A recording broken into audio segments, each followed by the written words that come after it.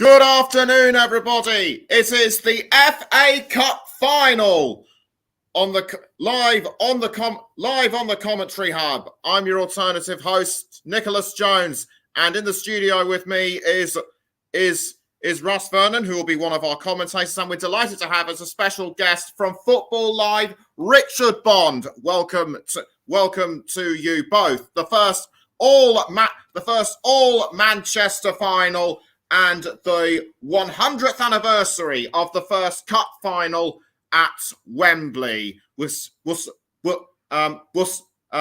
with you. We'll start with you, Russ. Manchester City aiming to add to their treble ambition by winning the FA Cup after dominating this season's Premier League. As it said on the banner, as it said on one of the fans' banners, 1 down, 2 to go. Can they do it today? I think they can, Nicholas. You've seen how Man City have performed this season. They've looked really, really good in this season. Manchester City, Erling Haaland, who I'll go on a bit later when we mention if he's playing or not. He's been in phenomenal form this season. Scored a number of goals across this all competitions so far this season. City's leading goal scorer and record breaker in the Premier League for scoring the amount of goals in a Premier League campaign in a 38-game season. He's been phenomenal, along with Kevin De Bruyne as well, and Phil Foden, and Bernardo Silva as well. Grealish has played absolutely well also for Manchester City.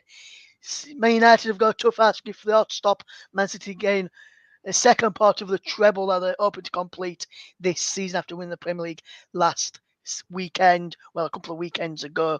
In fact, they've got the Champions League final coming up next week, but I think they could get the second part of the treble today, and it's going to be a big match coming up for us all to follow, Nicholas, and it's going to be a good one. And I think both of these sides are going to have a really good game, but I think City could come out on top in this one, and I think City will probably come out comfortable winners in the end, Nick.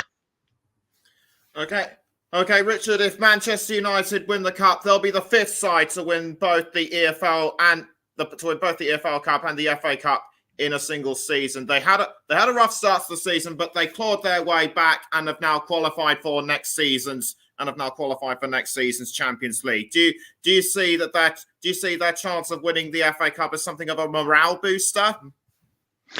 Well, I wouldn't say a morale booster. I think United have got a great chance of winning this afternoon. It's a one-off game, and it's going to be a big game for their fans. You know, a local derby against their main rivals, Manchester City, who over the years, they've had the better record. In recent times, it's been more City. But today, this is a one-off match. Everything goes out the window, and it's going to be one of those things that will just put United back on the map, somewhere they probably haven't been in the last few years, as they look to go and make that Champions League fight next year under Ten Hag and reclose the gap up on City, who have had what has been a fantastic season. City, you know, they've dropped off in the last couple of games. Okay, they've rotated round, but United have been quietly putting those results together, and they look very good coming into this game with 4 wins in a row. Yeah, this is the Red Devils' 21st FA Cup final, equal with Arsenal. And they have won the trophy 12 times, 2 behind Arsenal's record of 14. So today could be a lucky 13 for them. Something else to touch upon is that last season's final went to extra time and penalties. Could there be a possibility of a repeat performance today? I think they could, Nicholas. Yes, I think when you look at Man City, I know I've just mentioned earlier, Nicholas, both teams have played really well this season. Man City in phenomenal form going into this, having won the Premier League already this season, and got a good striker in Erling Haaland amongst their ranks. But Manchester United in recent weeks have come back from what they've produced to be a good end to the season. They could cause a few problems for Man City themselves, but it could go to extra time and potential penalties today. We'll have to wait and see if that's going to be the case. But you can't it out winning it in 90 minutes either of these two sides, because both sides have shown on their day this season, they can beat anyone in the league, and it's going to be a very, very tough ask. If he goes to extra time and penalties, I'm not sure who I'm going to go for in terms of who's going to win this game. Just looking at Man United's route to the final on the screen here in Man United in the semi-finals drew 0-0 and won it on penalties. So Man City got through without needing any extra time in their game. So Man City probably will go into this as confident and hoping they can take it one step further and win. We are going into extra time, but Man United know that if they do get to extra time and get through extra time as well, they've got that winning boost behind them from penalties in the previous round on this same state on this venue. So it's going to be a tough one to follow, Nicholas, and I think it could potentially go that way, but who knows in the end of it. And Rich, what do you recommend? Do you think it could go to extra time and potentially penalties? So I hate the fact that sometimes it goes to penalties. It's such a lottery. You could just play so well for 90 minutes, 120 minutes, and it all goes out the window with one shootout. But it could be one of those games. I think it depends how United start in this one. I think if City, if they get going into their rhythm, they go a goal up, maybe 2 up, I think that's it. It's going to be a comfortable afternoon. But if United get in very quick and they get Fernandes and Rashford on the ball early and get in behind City, particularly as Brentford showed last week, they are gettable. This defence isn't impenetrable, and you can score against Manchester City. But my betting head says Man City, but I think United do have a chance this afternoon. Less than 25 minutes to go. Russ, what's the team news?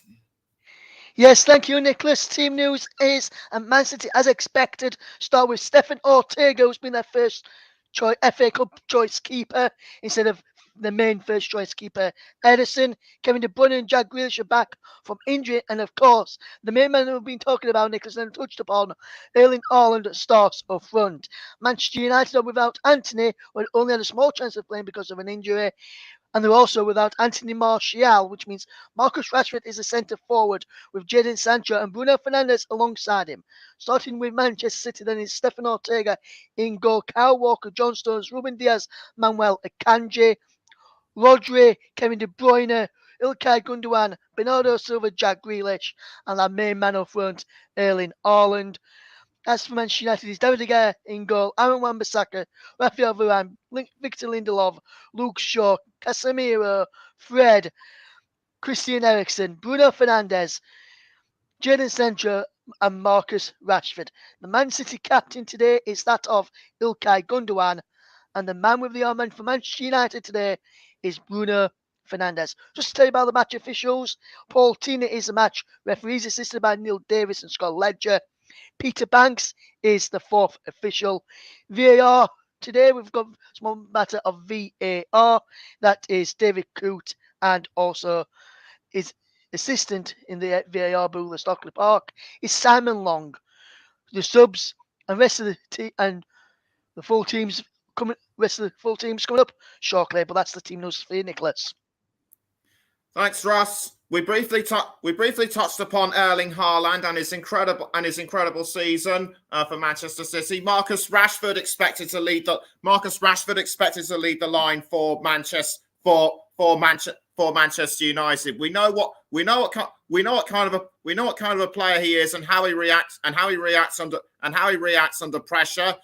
But Richard, how do you see him performing today? Well, Rashford's really important for United. His pace, particularly, will be an asset for United. You've got the creativity of Fernandes and Eriksen. They'll be looking to get Rashford in those channels. Rashford, he's spoken this week a little bit about, how he's changed his game and how he's looking to play more as a number 9. He said about trying to drop back and try and pick up the ball in deep. And, he's still learning that position. We've got to remember he's still not that old, in terms of you come into your full ability when in your later career as such. And Rashford's still finding himself as a footballer, but now he's had a great season this year, back to his best, really. 30 goals this year in all competition, and he's going to be important for United. But, you're looking at United, they will miss the likes of Antony out and Martial. That could be a decisive factor if you look particularly at the strength of City's bench. They got like players like Mahrez, Foden, and Alvarez to come on. Whilst United is a bit more of a younger bench. You've got the potential there, but at the same time, that could be a decisive factor. Yes, indeed, it could. Manchester City going for experience. Manchester United seemingly going for youth. And if they win, it'll be their first. It'll be their first trophy at at English football's major competition since 2016. They beat Crystal Palace 2-1, and Manchester City's last FA Cup win was all the way back in 2019, demolishing Watford 6-0 on the day. One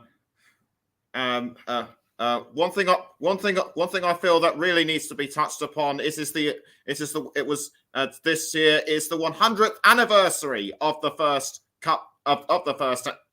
FA Cup final at Wembley. In my view, there's no better place.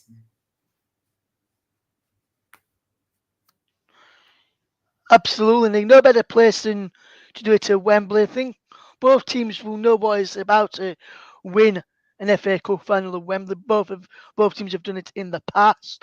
This will be Erling Haaland's first chance to try and get to win it at Wembley. And I think it's going to be a tough game, as we've already touched upon. But both teams know what it's about. Both teams that I've just read out to you, both got match winners in their side.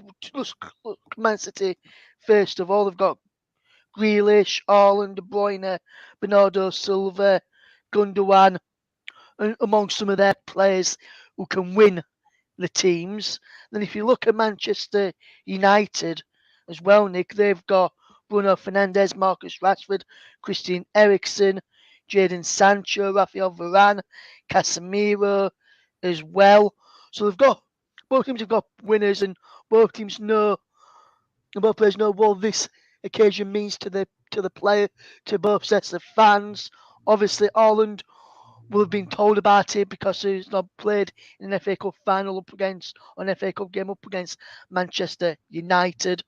So both teams will know now, and the players will know what it means to play against their bitter rivals at Wembley in this final, first ever Manchester FA Cup final.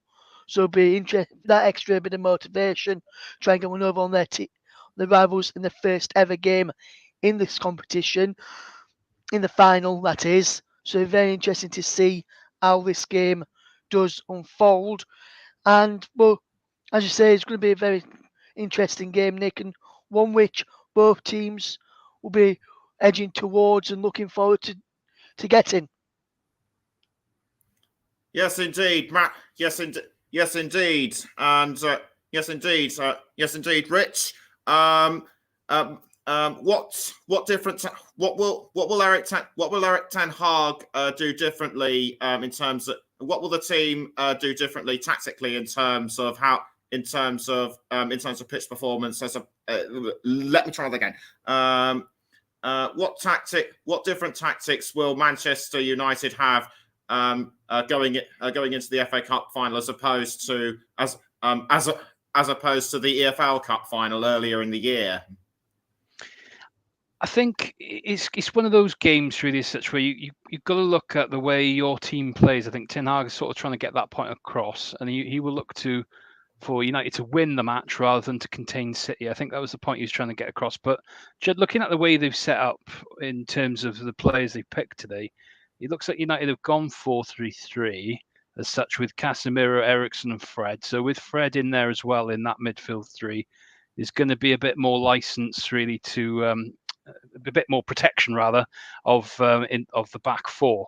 So we're expecting then, the likes of De Bruyne and Gundogan were particularly good at switching with Bernardo Silva, particularly those three.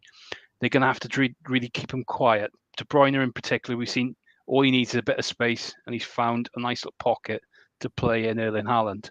You give Erling Haaland one chance, we've seen 52 occasions this season, the ball is in the back of the net. So I think there is a slight caution within his selection there, and I think it's going to be an important start to the match. I was saying earlier, first 15 minutes of this one are going to be vital Riyad Mahrez is another player to consider. Scoring in the semi-finals. He's actually scored 5 so far this season. So could he be the second choice goal scorer? Well, it's going to be an interesting one, Mahrez.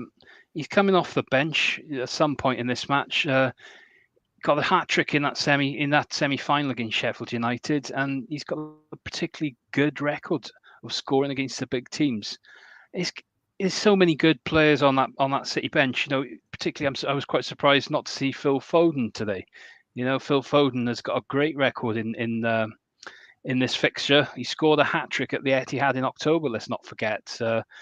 But getting back to United, really the players missing really may be the difference on the day. But like I say, City's bench is absolutely fantastic.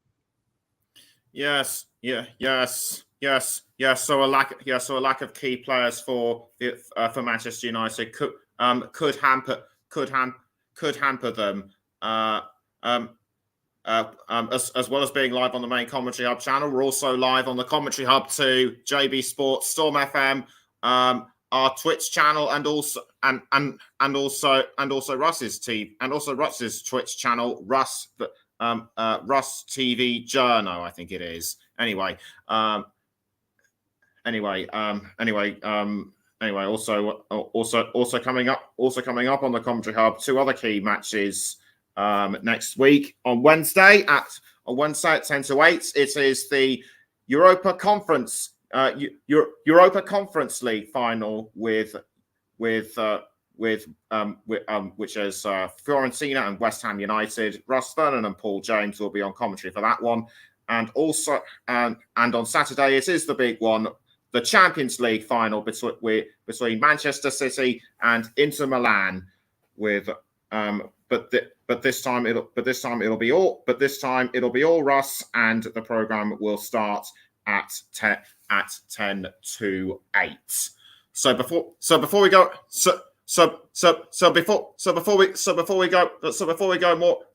more into it, I think we've just got enough time to ask. I think we've just got enough time to ask. I think we've just got enough time to predict who the winner's going to be. Starting with you, Russ. Who do you predict to win? Well, for me, Nick, I'm going to go for Manchester City victory today, Nicholas. I think City will have a bit of more strength and a bit more quality on the field of play. No, Man United have performed really, really well coming up in the past few weeks. But I'm going for a City victory in this Manchester FA Cup final. I'm going to say Man City to win it, and I'm going to say they'll win it in 90 minutes. Richard, who are you going for? Right, well, I think it's going to be a close one. I think United are going to start this one strong. They'll hold City for a long period, but City just the edge on the bench for me, I think might do it. But it could be either a late goal or extra time, I feel. Diversity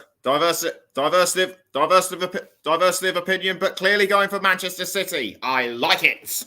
We're now going to cross over to Paul James in the commentary box. Paul, good afternoon. You heard what Russ and Richard said. Who are you predicting to win? Well, it's an extremely difficult one, Nick. Manchester derby, it's the form book goes out the window. It's a match like this anyway, but this particular game, it really is a question of who wants it most.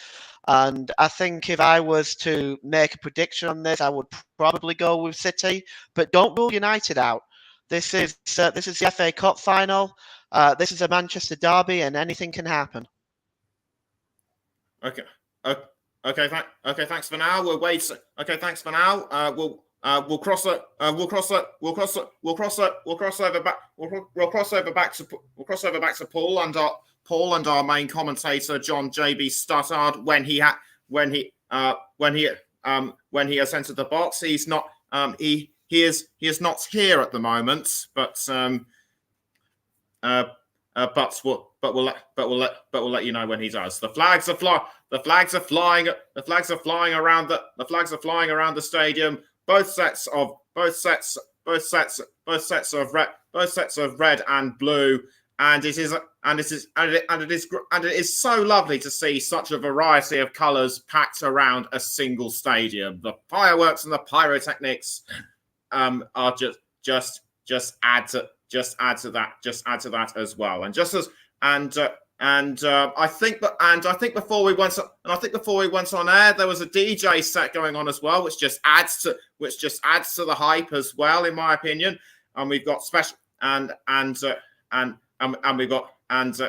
there are also special guests inside the stands. Just saw David Beckham briefly. He knows what it's like. He knows what it's like to win a competition like the FA Cup.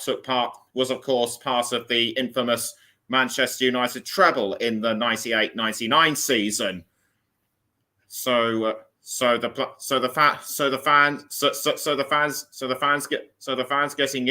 fans getting eager for this, and also in attendance is Noel Gallagher, Prince William, or should I say the Prince of Wales? He is the head of the FA, and he and his team have done a phenomenal job to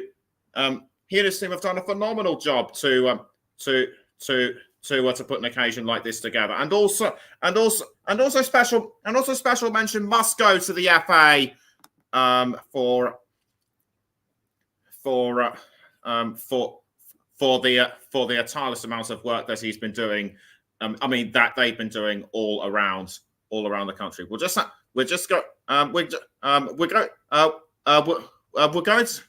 to hand back to Russ for now. We're going to hand back to Russ for now. As the teams are now starting to take their place inside the tunnel. Russ, it's all yours for now. Thank you very much, Nicholas. Good afternoon, everybody. Good afternoon to our wonderful audience listening across all the platforms today. Very big thank you for joining me over on my Twitch channel for the very first time for this one-off commentary match here for the commentary hobbies over on Russ v Journo over there. We're also live across our Twitch channel as well. Also on the commentary hub, JB Sports Storm FM commentary hub 2 as well on YouTube as well. The teams are in the tunnel. We're just getting ready before the teams emerge out onto the field of play in just a moment or so. We'll see the players almost getting ready for kickoff. One man who's going to be alongside me in the co-coms position for this game today is that of Nicholas Jones. He's going to be on co-coms alongside myself and JB.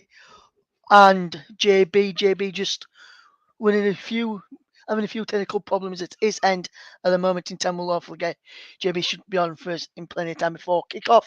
The teams you can see there is Mike Summerby and Sir Alex Ferguson lifting on the trophy onto the podium and just standing for a photo side of it as well. So Alex Ferguson pumping the fist towards his fans. Summerby pumping the fist towards the City fans as well. Paul, it's going to be a good game, this one.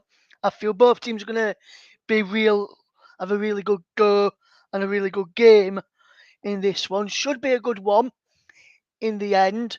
We've all got our predictions. But what are you looking at in terms of the key battles for this game today? Where do you think this game could be won and lost for either of these sides?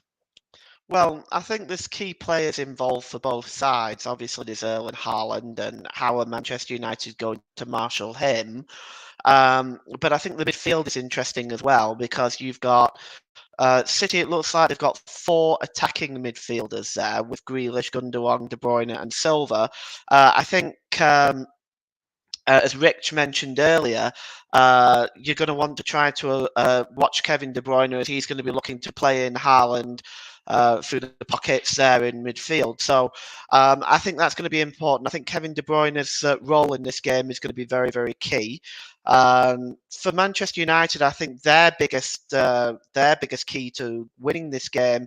I understand Rashford and all of his goals, but Casemiro, I think, is the key for Manchester United if they are going to win this game. So it'll be interesting, Ross, for sure. But I do expect at least the first 15 to 20 minutes to be a pretty cagey affair. Yes, it could well be, Paul. It could well be a KJ affair. Hopefully, we'll get JB on very, very shortly. But I'll be stepping in just until JB arrives in plenty of time. We're going to see the presentation party very, very shortly being presented to the players ahead of kickoff, and then we'll have the traditional national anthem as we normally do here for the FA Cup final between Manchester City and Manchester United in the game today. We'll go through all of that in plenty of time. Should be a good game. There's a presentation party led by Prince of Wales. Then the rest of the presentation party just going down, shaking hands as Ilkay Gundogan introduces him to his Manchester City teammates. This is going to be a good game today. I think we're going to could see plenty of goals, and we could end up, as I mentioned earlier, we could see extra time and penalties, but we could end up seeing, or one of these teams could end up winning it in normal time. The presentation party just going through and just speaking to Eric Ten Hag, the Manchester United manager, who has done a tremendous job at Old Trafford this season, something which I don't really like saying with me being a Leeds United supporter, but you've got to give praise where praise is due. And we're going to get ready in a moment for the national anthem in just a second or so, and we'll bring you that in a second. In this game, ahead of kickoff, and hopefully we'll have a. And now we're going to stand, if you're able, for the national anthem.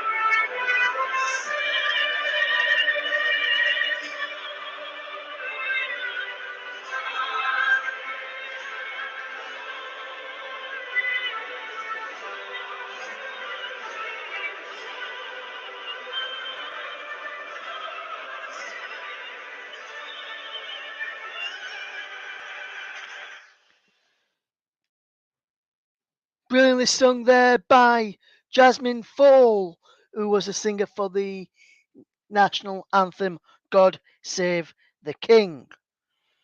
We're going to look at the two lineups again in just a moment, and we'll just ask Paul one final question in just a moment or two as well. The players just going through the handshakes ahead of kickoff and shaking the hands of the match officials as well, and shaking the players' hands as well. City players taking their tracksuits off, so to a Manchester United as we get ready for this game.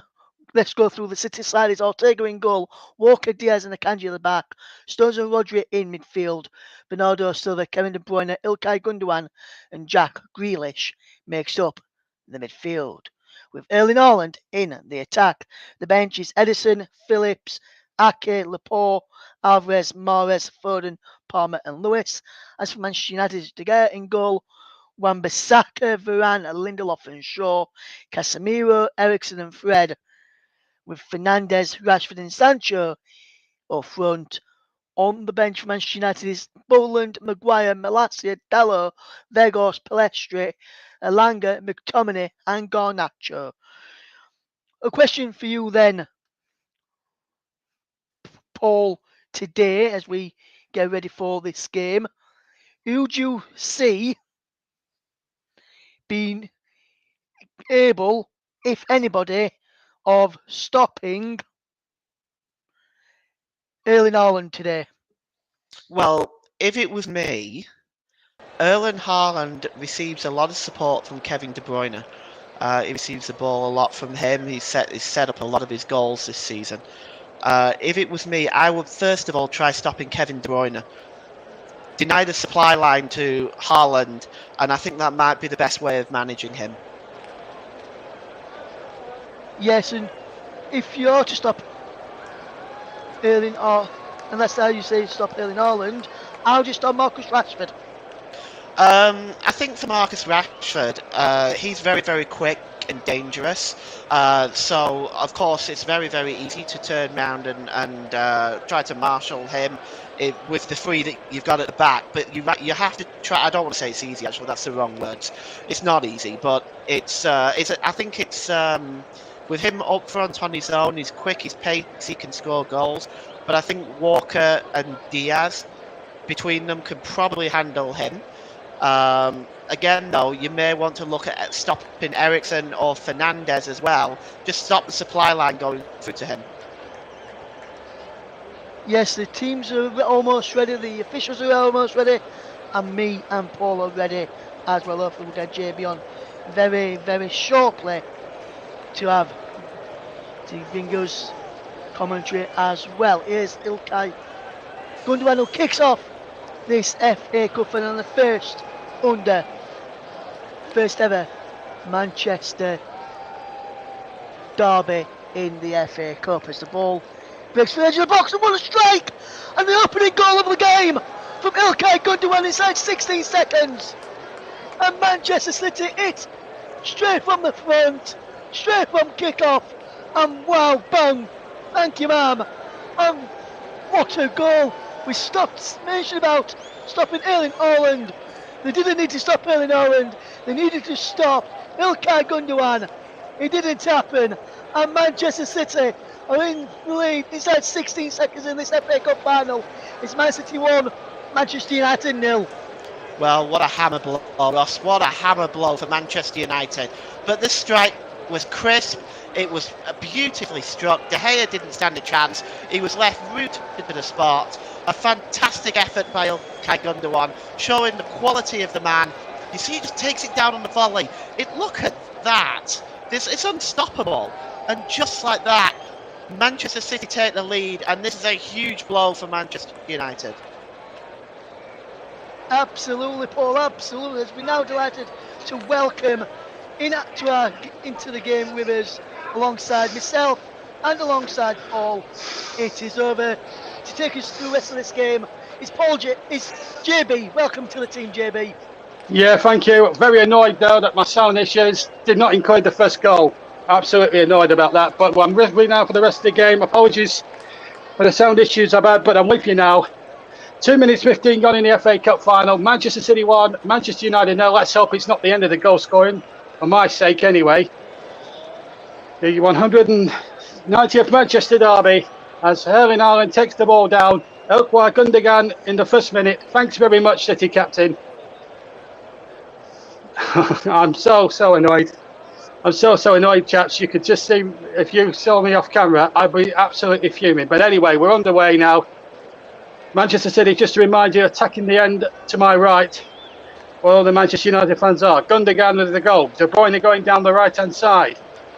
Just to remind you that Stefan Ortega starting for Manchester City. They've won a free kick here. The treble bidders. And already City got United on the rack, lads.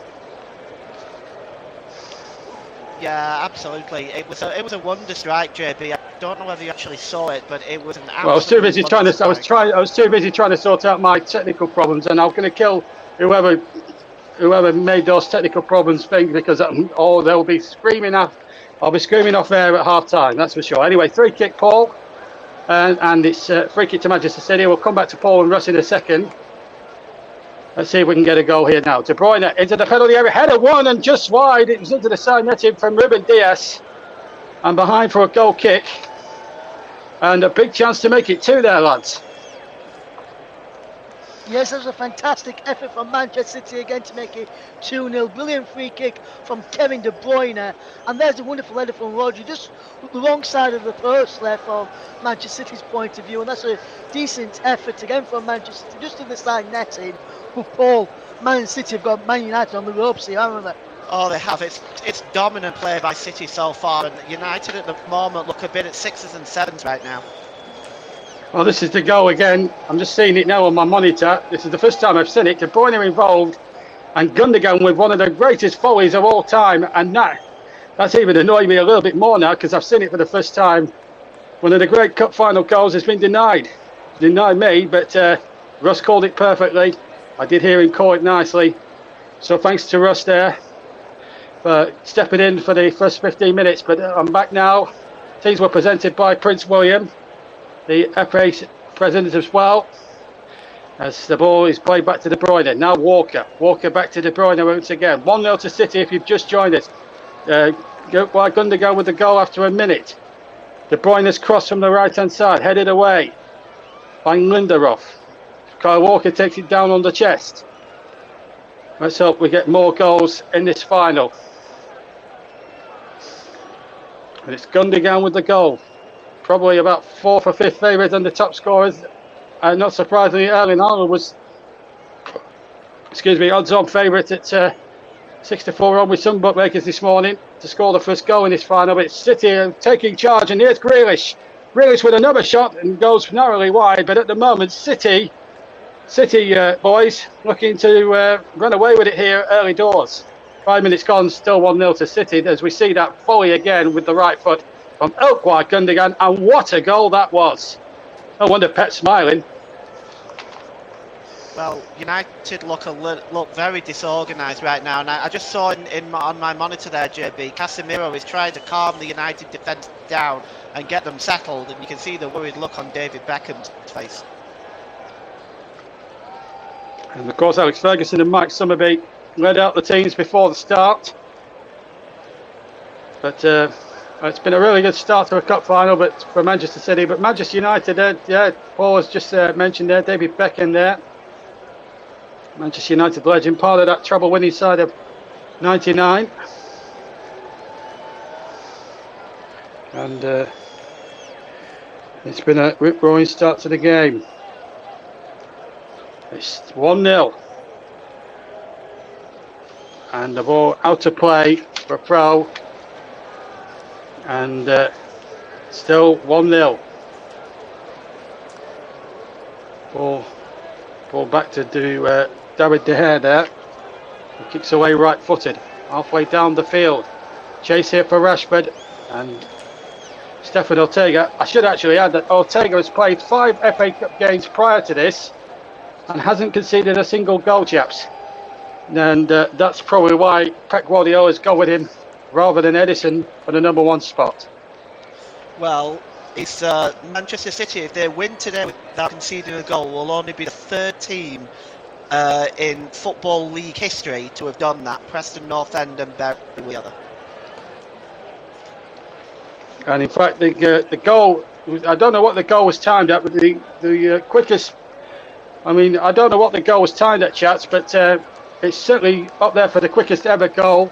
27.5 seconds earliest to heart. I mean, I need to get confirmation whether that is an official record, but let's just break up for a second because Sancho is leading the charge down the left-hand side for Manchester United, deep inside territory. Bruno Fernandes, the skipper, needs to galvanise his side here. Brings in Casemiro, who hits it right-footed, hits Christian Eriksen, I think, on the feet. The referee Anthony Taylor, or referee Paul Tierney from Wigan, has let the game flow with every opportunity. At least we've had a goal, and what a goal it was too. Ball played into the penalty area, looking for Bruno Fernandes. They claim a free kick. I think City can get one. So I just think, well, I'd like to see official confirmation of whether that's ever the quickest goal. It's certainly up there. I can tell you that the goal from Ilkay Gundogan today was timed at just 13 seconds and is, unsurprisingly, the fastest ever scored in an FA Cup final from Ilkay Gundogan. 13 seconds was the goal was timed at, and is the fastest ever scored in an FA Cup final. Yeah, and because of technical gremlins, I couldn't bring it to you, and that is a shame. But Russ did really well there to call it in my place. 1-0 to Manchester City, so the quickest ever goal in history has been scored. But I still got a couple of other stats. If Erling Haaland or anyone else was to score a hat-trick, they'd be the first to do so since 1953. So there's always that statistic, and there's still plenty of time for that to happen, especially where Erling Haaland is concerned. Gundogan's goal, actually, that's his 10th goal of the season in all competitions. And what a way to do it. Here's Bernardo Silva down the right-hand side. He does really well, Bernardo Silva. Good ball. No, it's not. He was looking for Grealish, and Wan-Bissaka just got it away. But City quite easily win the ball back here with Ruben Dias on the halfway line. Chips it forward towards the United penalty area. De Bruyne takes it on the right, but doesn't control it well. And a goal kick to Manchester United.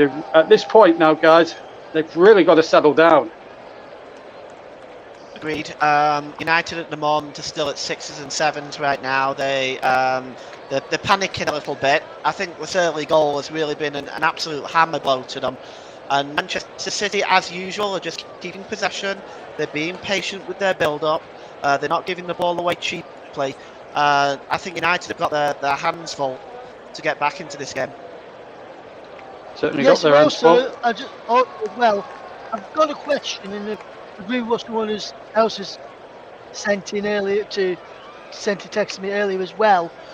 I want to get your point on this as well, Paul, since you've seen the goal, and you as well, JB.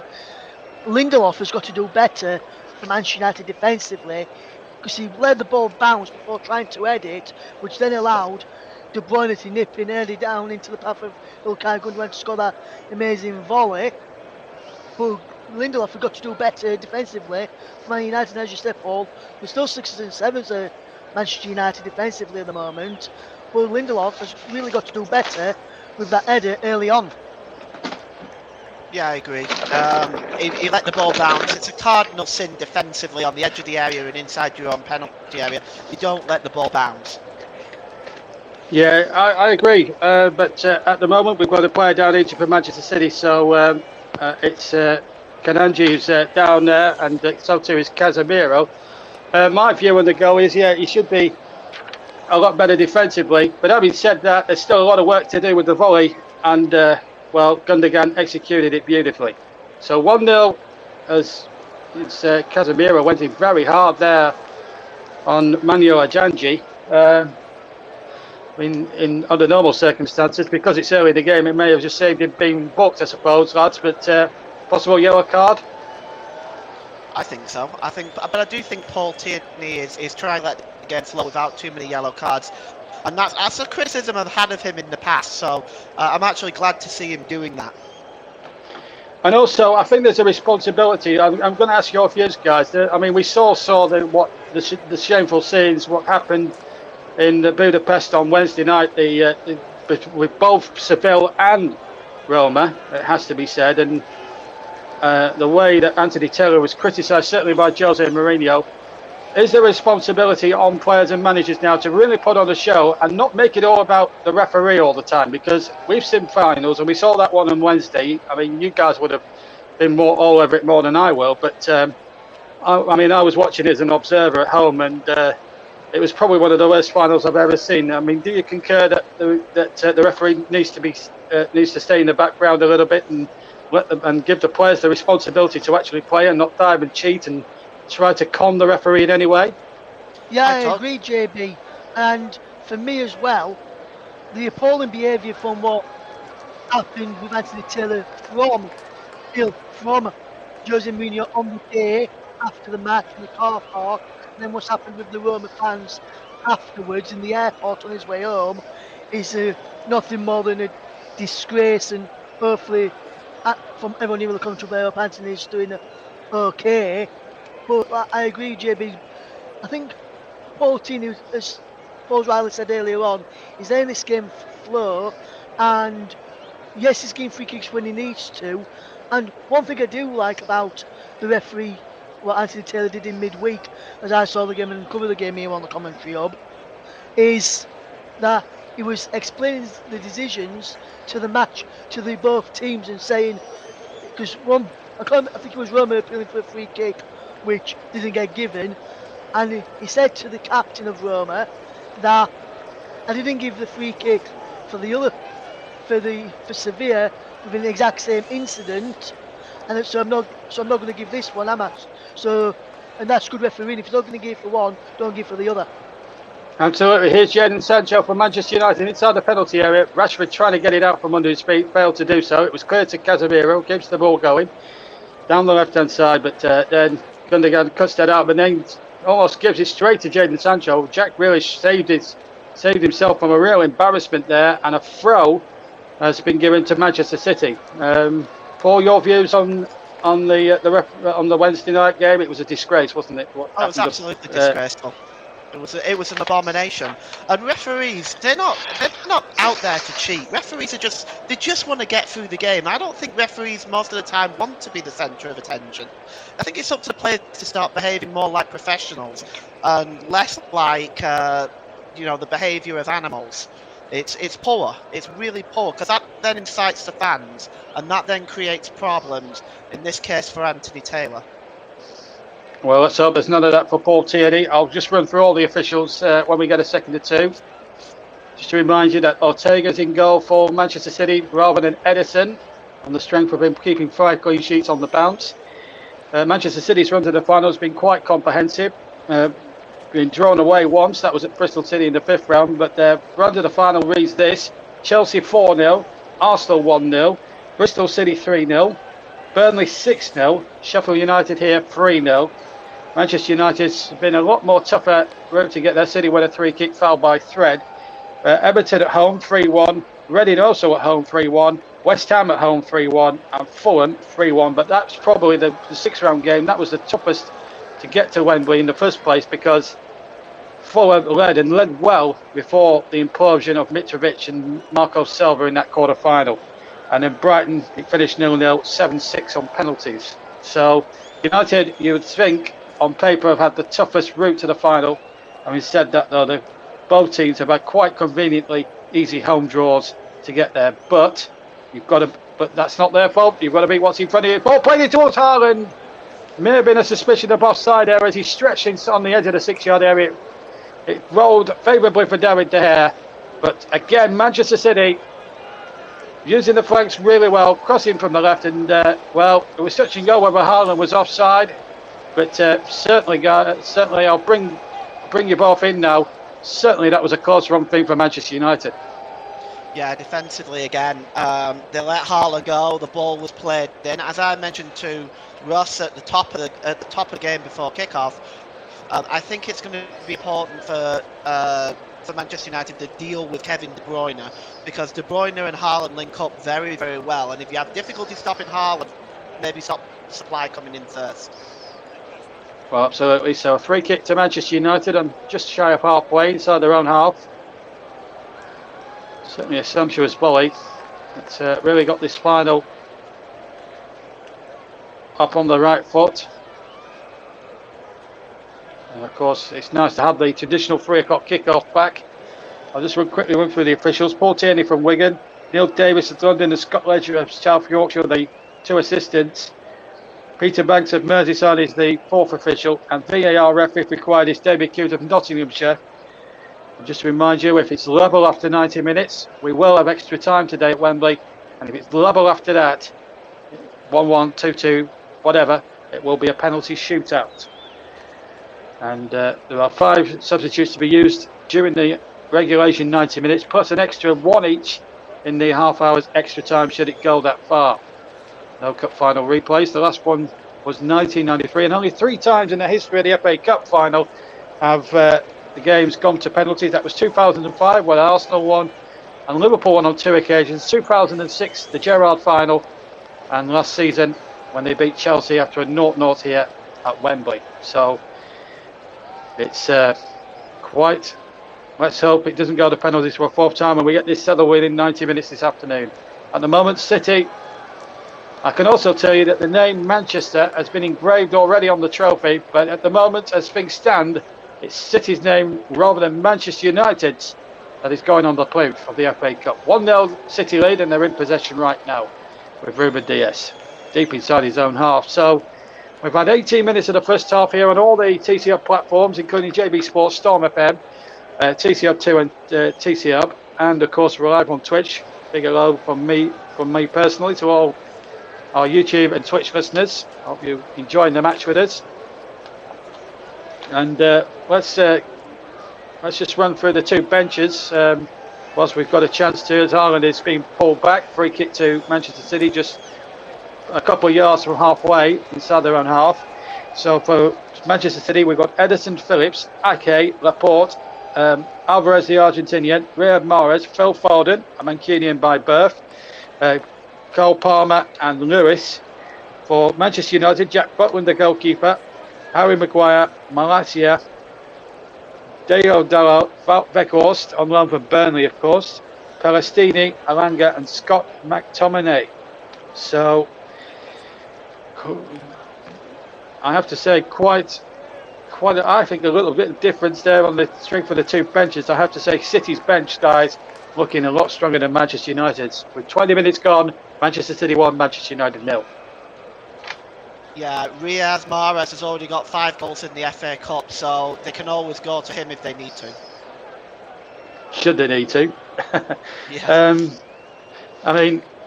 I mean, let's view it like, guys. Now, there's nothing happening at the moment. As City will just break off for a second. Haaland's got the ball now. Gundogan's close at hand, and Haaland has turned nicely there. That was brilliant play, and then he shoots from just to the left of the D as he struck it left-footed, and it just cleared David De Gea's crossbar by a good couple of feet, and a goal kick to Manchester United. But we played nearly halfway through the first half, lads.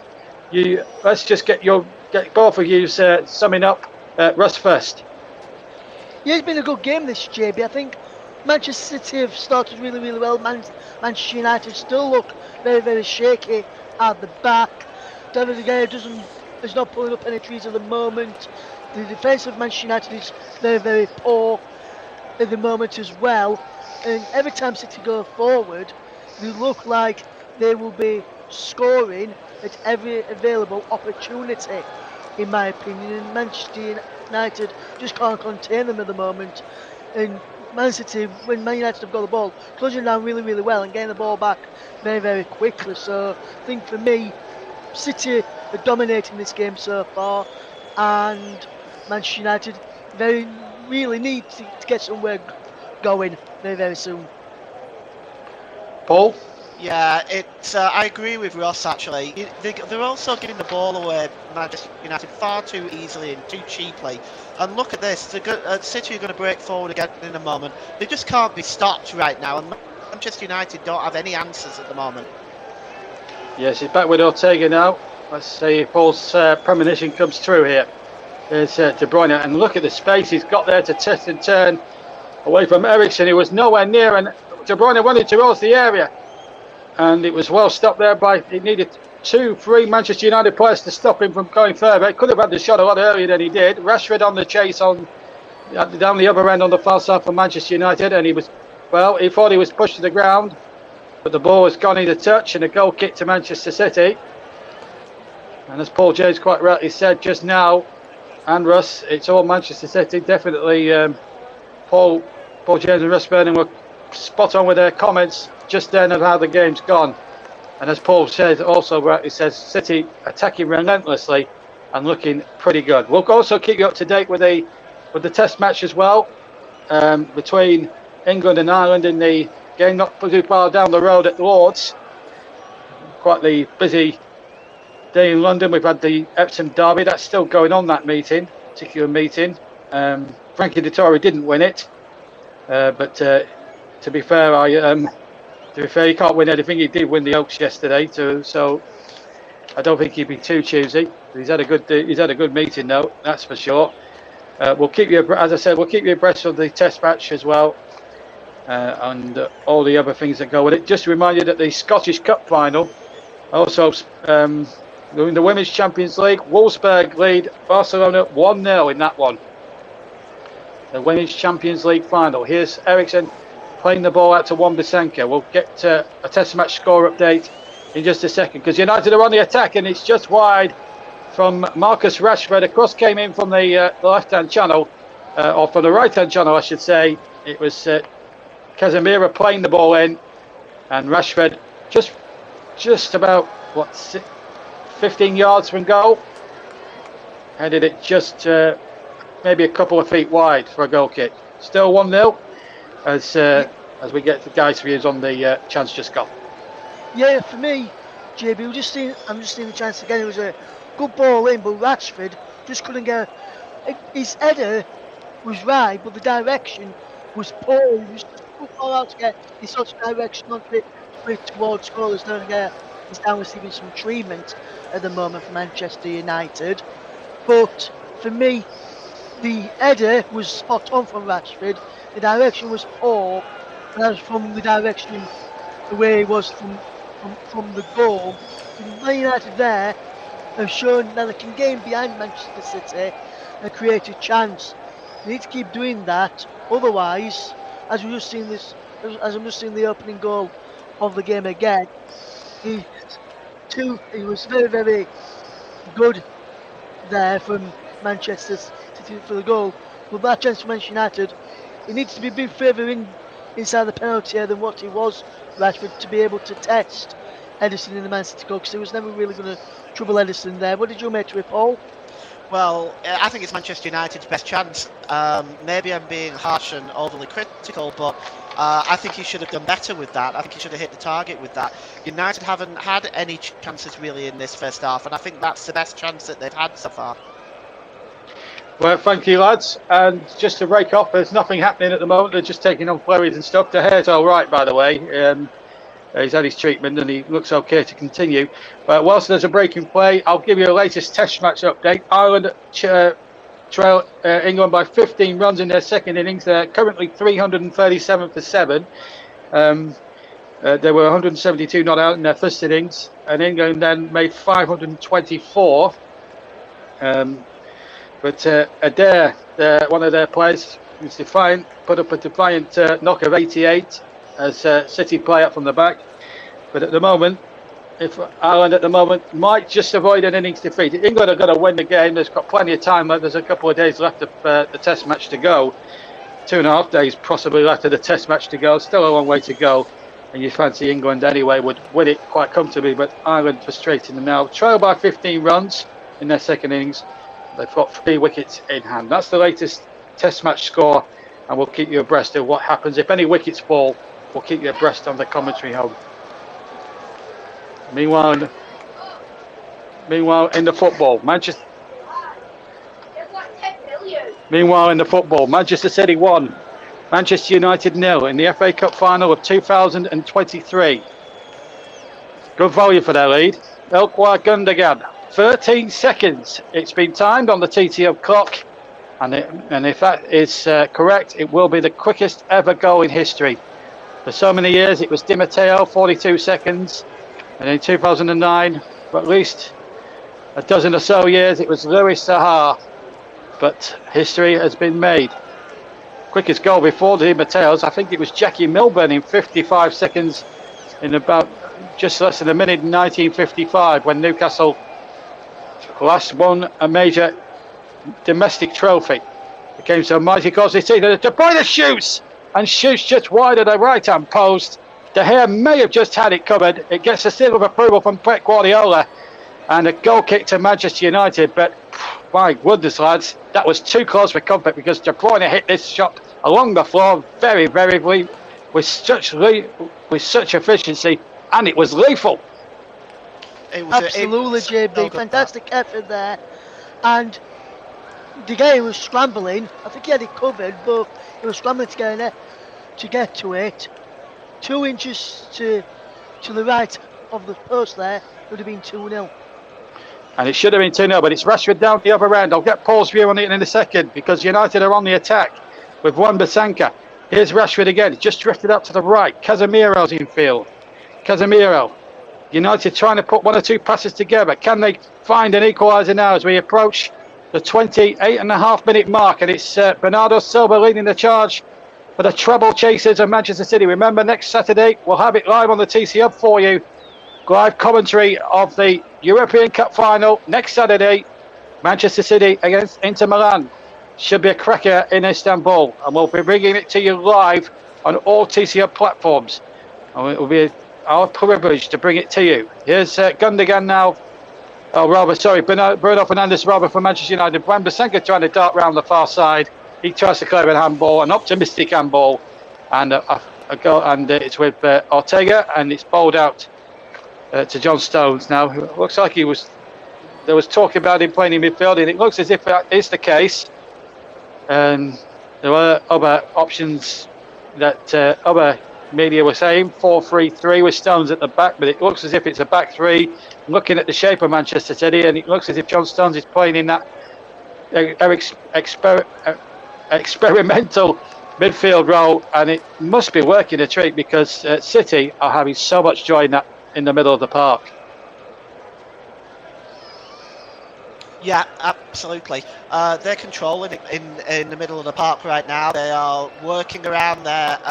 No, hang on a minute. I'm just going to... Sorry, Paul. I've got to break off for a second because the referee and Jack Grealish is involved here. There's something going on. Paul Tean is going over to the monitor here.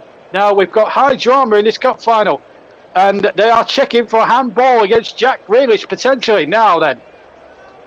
This has come about. It's taken at least a minute. And we all thought it all settled down. Now then, let's have a look whether that was handed. Well, his hand is out. Paul James, your views, then Russ Vernon. Well, for me, that's penalty, JB.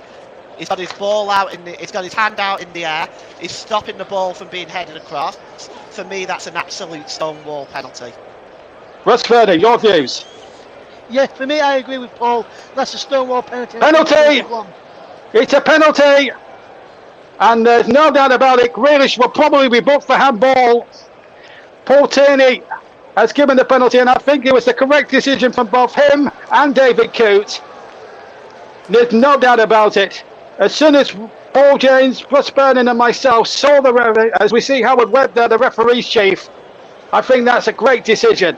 As soon as the three of us saw it, there was never a doubt that the penalty had to be given, especially when Paul Tierney runs over to have a look at the monitor.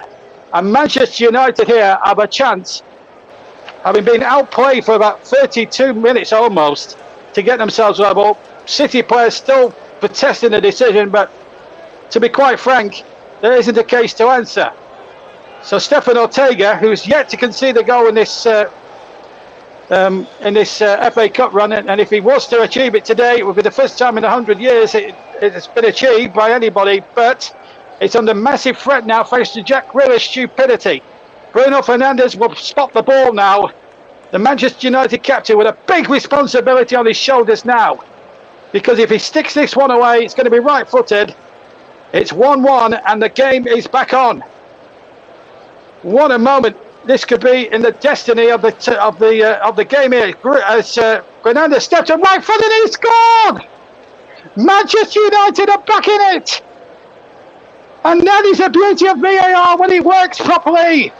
And Bruno Fernandes, cool as you like, hop, skipped and jumped, and then coolly with the side of his right foot, as Sir Alex Ferguson and Joe Glazier looks on,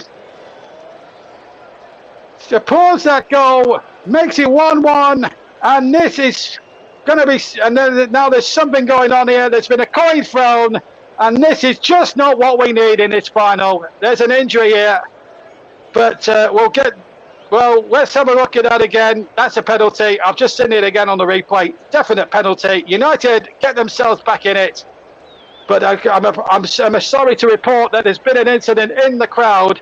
Bruno Fernandes' penalty, though, was absolutely superb.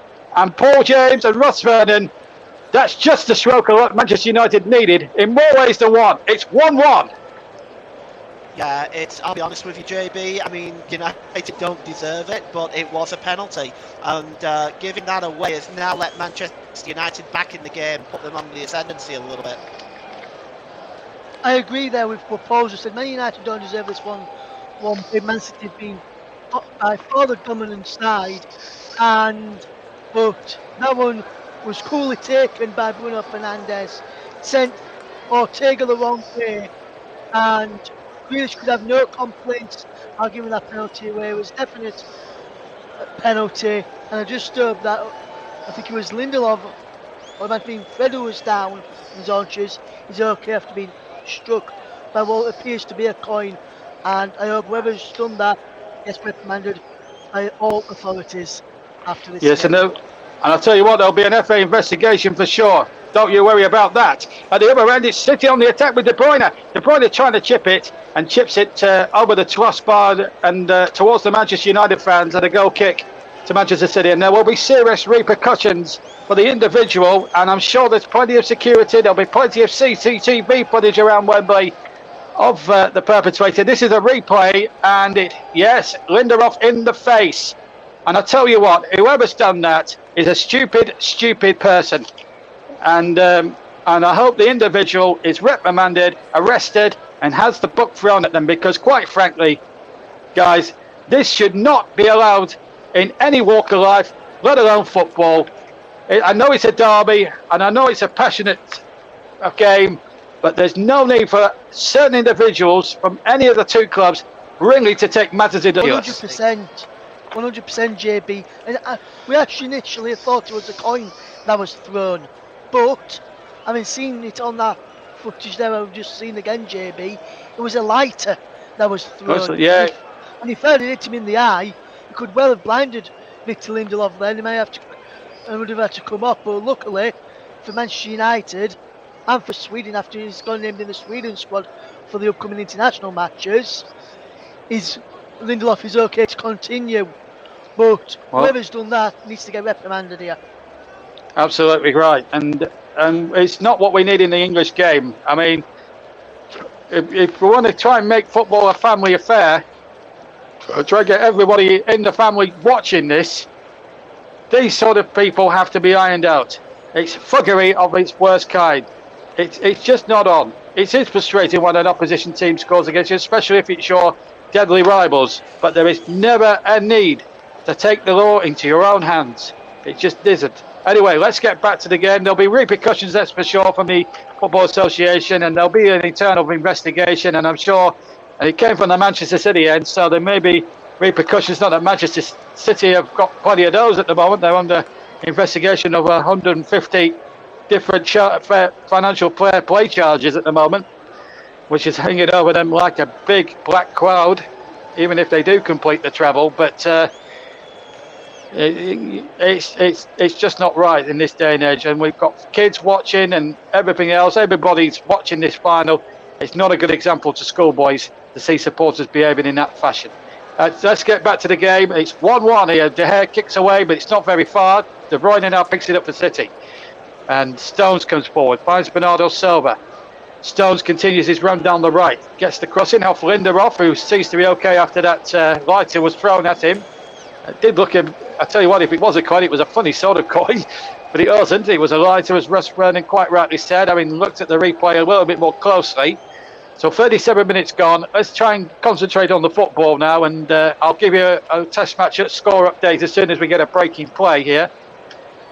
Just to remind you that Barcelona are trailing Wolfsburg in the Women's Champions League final, the Men's Champions League final to come on Saturday night. Of course, we've got West Ham against Fiorentina on Wednesday night for you as well on the TCR.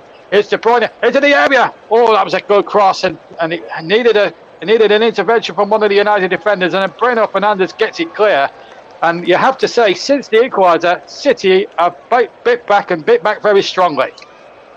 But that's what makes them so good, JB. That's why they're on course to win this treble, because while the equaliser is a boost for Manchester United, City are now knuckling down and getting back to what they do best. Yeah, absolutely. Both sides are playing really, really well. But Man City, as you mentioned, JB, go back on the front foot and deservedly almost to the lead again. Almost taking the lead again.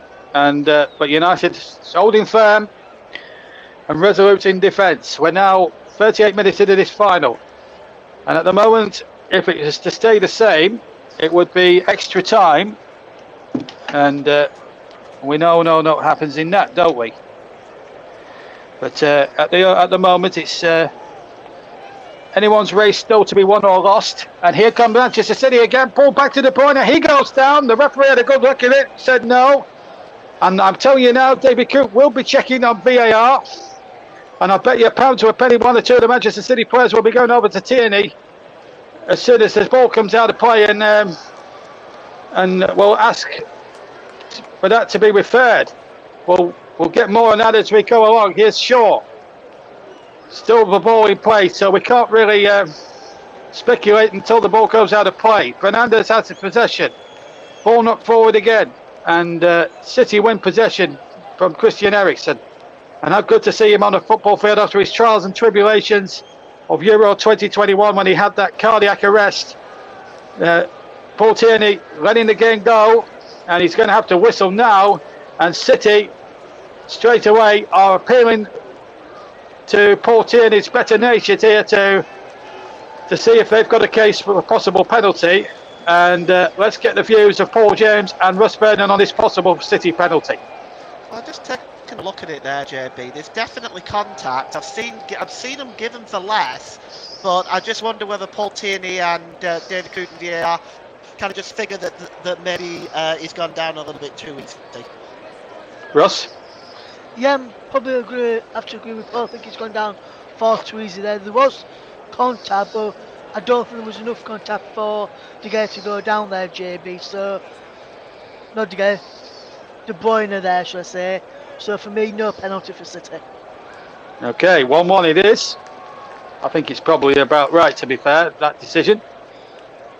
I'll say that it wasn't. I'm going to agree with the two lads and Russ and Paul and say that there was contact, but I think he went down looking for it. De Bruyne, probably more in desperation more than anything else. Erling Haaland, who's been a little bit of a passenger really from his own high standards when what we've seen in, week out in the Premier League.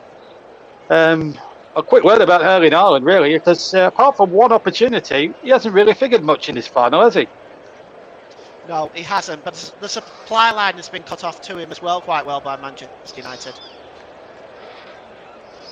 Yeah, absolutely. Certainly. Paul's right there. The supply line from Kevin De Bruyne to Erling Haaland's been cut off here by Manchester United, but the supply line to Rashford has not been cut off, so Rashford could end up scoring soon. Well, here's Rashford now, and he's got to get a second bite. He'll get a corner out of it.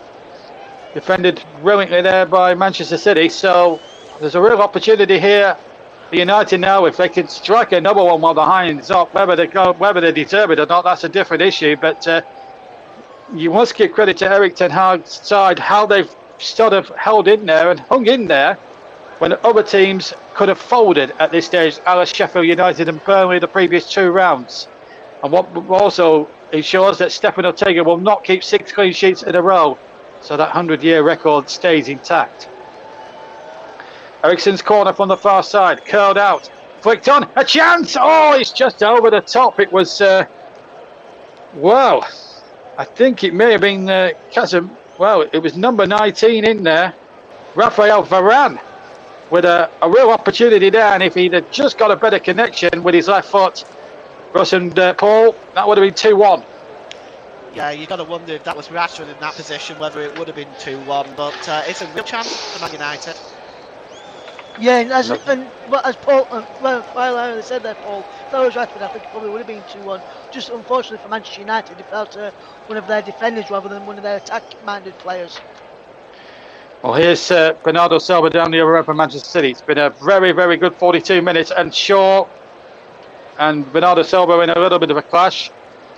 Looks like Bernardo was looking for it. Shaw's actually come off worse there. Interesting to see what Paul Tierney gave here. Gave nothing. I think it was a bit of 6 of one, half a dozen the other, quite frankly. But let's get the lad's view on it. I don't think there was much in it personally.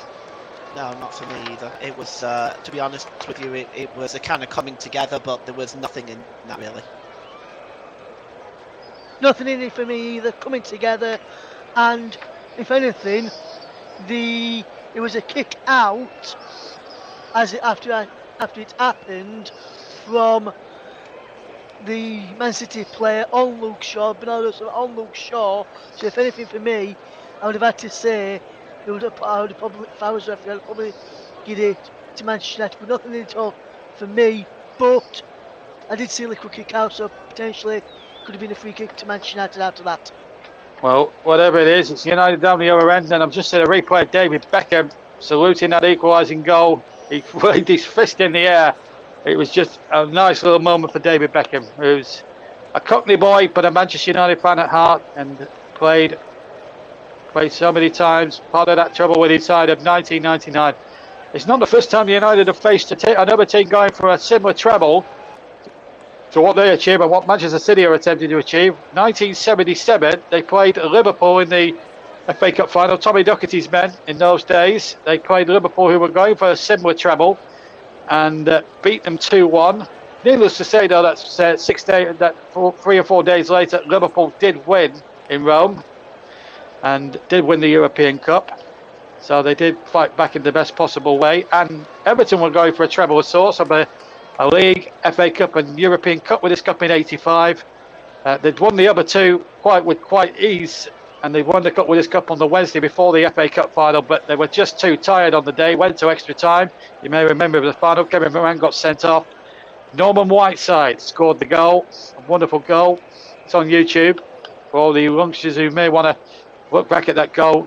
It's a brilliant goal, how he's curled that beyond Neville Southall at the time. That was a great goal, and it won United the cup and denied Everton their treble. So United have got a good record of setting the odds when the backs are against the wall. Already won the League Cup as well this season. Let's not forget Manchester United.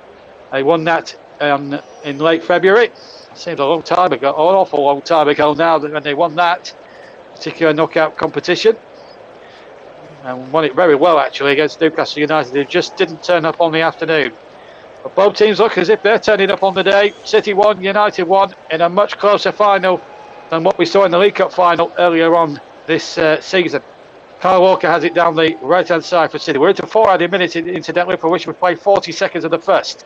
Here's Kevin De Bruyne turning one way, turning another, trying to flick the ball in. Eriksen gets it away from Manchester United. Still 1-1. Here comes United again. That's going to be a free kick, I think. Paul Tierney penalising Rodri for a foul there on Jadon Sancho. He's got Rodri on his back when he plays Premier League, but when they're not playing Premier League, he's got Rodrigo. That's his full name.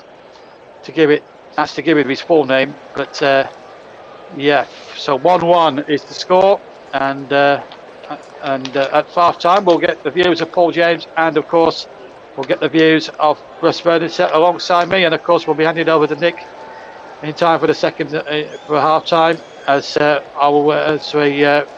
Jadon Sancho comes rolling forward, and it's hooked away once more up towards Kevin De Bruyne. And before we leave you at half time, I will give you a latest Test match score update as well from Lords in the third day of the Test match between England and Ireland. And in fact, I can tell you that Tong has taken a 5-wicket haul, but we'll bring you down in a second because Rashford is breaking free, and then Gundogan from almost his own 6-yard line gets it out for a throw. So Ireland, the latest score we've got is 349 for 8. They're still 2 wickets shy. If they don't get 3 runs and lose 2 wickets and don't get 3 runs, then England will still win by an innings. I think the game could be over today, quite honestly, although England may well have to back again. So Tonga has taken 5 wickets at the moment. They did have but there's a scorecard at the moment. You're not missing anything at the moment. So Hume not out 8, and McBride is not out 84. And McBride at the moment defying England at the moment, but it's only going to be a question of time really before England win the Test match. But at the moment, England should win the Test match hopefully today, even if they have to bat again. That's the latest we've got at Lords, and here in the FA Cup final they're heading towards tea in that one, unless England have taken the extra half hour to try and win this. Here's anyway, back to the football. Here's Kevin De Bruyne. I've not really mentioned Lancashire Yorkshire the other night, and I don't want to, Russ, if I'm quite honest with you. It's still very, very sore, that defeat. we'll get you at Old Trafford later on in the T20 Blast. I doubt it, Anyway. JB. I doubt it, my friend. Anyway, meanwhile, a yellow card to Aaron Wan-Bissaka for signing down Jack Grealish on the far side, and a free kick to Manchester City as we now go towards right at the end. Probably more momentum than anything else took him into Grealish, but that's not excusing the challenge. And a free kick to Manchester City, and the referee. I have to say, Paul Tierney has been very reluctant to show yellow cards, lads, in the first half, and I think Wan-Bissaka would do well just to keep his mouth shut, having already been booked at this point. Absolutely. It's inexcusable, that one. He has to book for that. He doesn't have a choice. It was very late. Yes, you're probably right, JB. His momentum took him through. But, yeah, he's got to go into the book for that. And I agree with you. He's kept his card in his pocket as Paul Tierney. I think he's done a good job in this first half, actually. Paul, your views? Yeah, I think he has done a very good job, Paul Tierney, and he had to be a yellow card there. Grealish was going to be away if he hadn't have taken him down. So for me, JB, he had to be booked there. And this first half has gone very, very quick, and it's gone very quick because the game has flown at points, and both teams have played really good football. Yes, it's been a very open FA Cup final so far. Free kick then to Manchester City, who are being dreadlocked at 1-1 here. We've got about 15 seconds of the fourth to play. The ball played into the area. De Gea takes it very, very comfortably. And there shouldn't be any more mishaps now before half-time for either side, as the ball is bowled out to shore. The referee on cue bowls for half-time. So Ilkay Gundogan with the FA Cup record for the quickest goal scorer. 13 seconds, a sumptuous right-footed volley, and then a real aberration from Jack Grealish, handling inside the penalty area. Went to Bruno Fernandes on the half-hour mark, equalising, but there has been a massive incident after that Manchester United goal where a lighter was thrown at Victor Lindelof, and there could be serious repercussions for Manchester City, not just for the supporter who threw that object, but for Manchester City themselves. Not that they've got 150 fair play charges hanging over, financial fair play charges hanging over the Reds. That is the last thing they need right now. But at half-time, Nicholas, as we head off back to you, it's Manchester City 1, Manchester United 1. Thanks, Jay. Thanks, Jay. Thanks, JB. Richard, the opening goal within 16 seconds. I was not expecting anything like that. Well, it flew off to a good start, yeah, didn't we? I think a lot of people didn't really manage to take their seats in the ground before that one flew. But what a strike that was from Gundogan. Impressive stuff from Manchester City as they started off out with traps. And I did say before the game, I said, United have got to start well here to really get something from the match. But, they came back, and that bit of controversy for the penalty, but it's been an entertaining half as such. Not many chances, but it's really interesting to watch. Yes, indeed it has. And as they said in commentary, it's just flown by for most of the time. Manchester City looked like they were bossing it for much of the first half, but then out of nowhere came that penalty given to Manchester United. Did you think it was a penalty in the first place? It's a difficult one, You've seen them given and you've seen them haven't. In the letter of the law, it's a penalty, but I thought it was very harsh on Grealish. The ball's come in, he's caught his hand. You say you raise your hand, it's going to be given, but they took time looking at that VAR and they brought it back. There will be people debating this one, I think, for a while. And if it is brought United back in the match, it's a pivotal point, really. Just when City they looked pretty comfortable. They looked as if they were perhaps going to soak up the possession and maybe just break and get a second goal. But at the moment now, it's just really brought United back into this match. And the longer this goes on, the more nervier it's going to get. It's an interesting one. Yes, but Manchester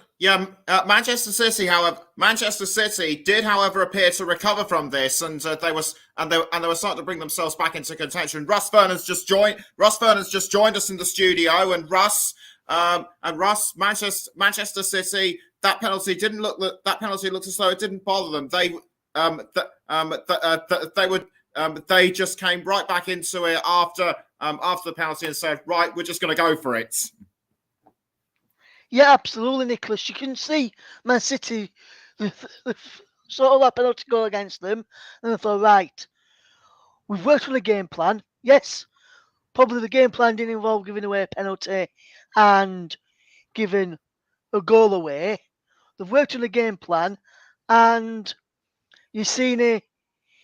So they've thought, just get back on with what the game plan's supposed to be, and sooner or later they'll get back in the lead. And I'm not even sure, Nicholas, if we'll ever see a better goal than that one that we saw from Ilkay Gundogan after just 13 seconds it was timed at in the end, Nicholas. Not 16 as we initially thought.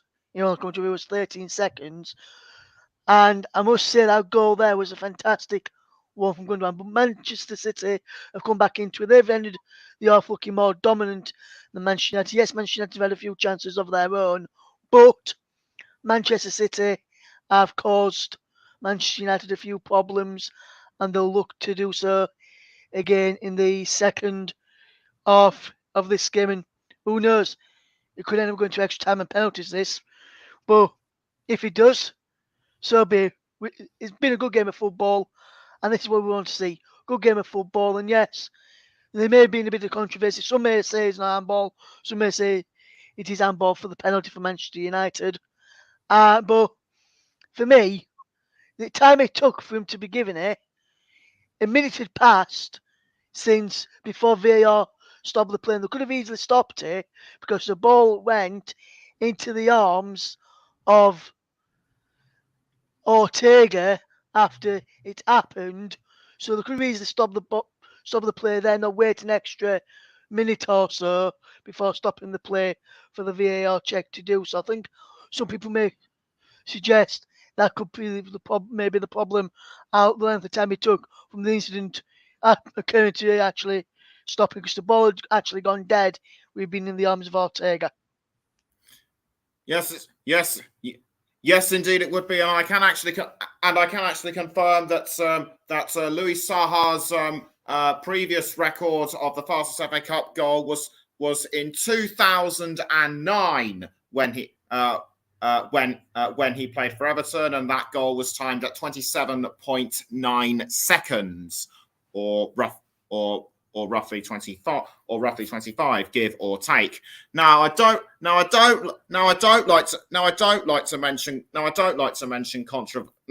to mention controversy on a program like this, but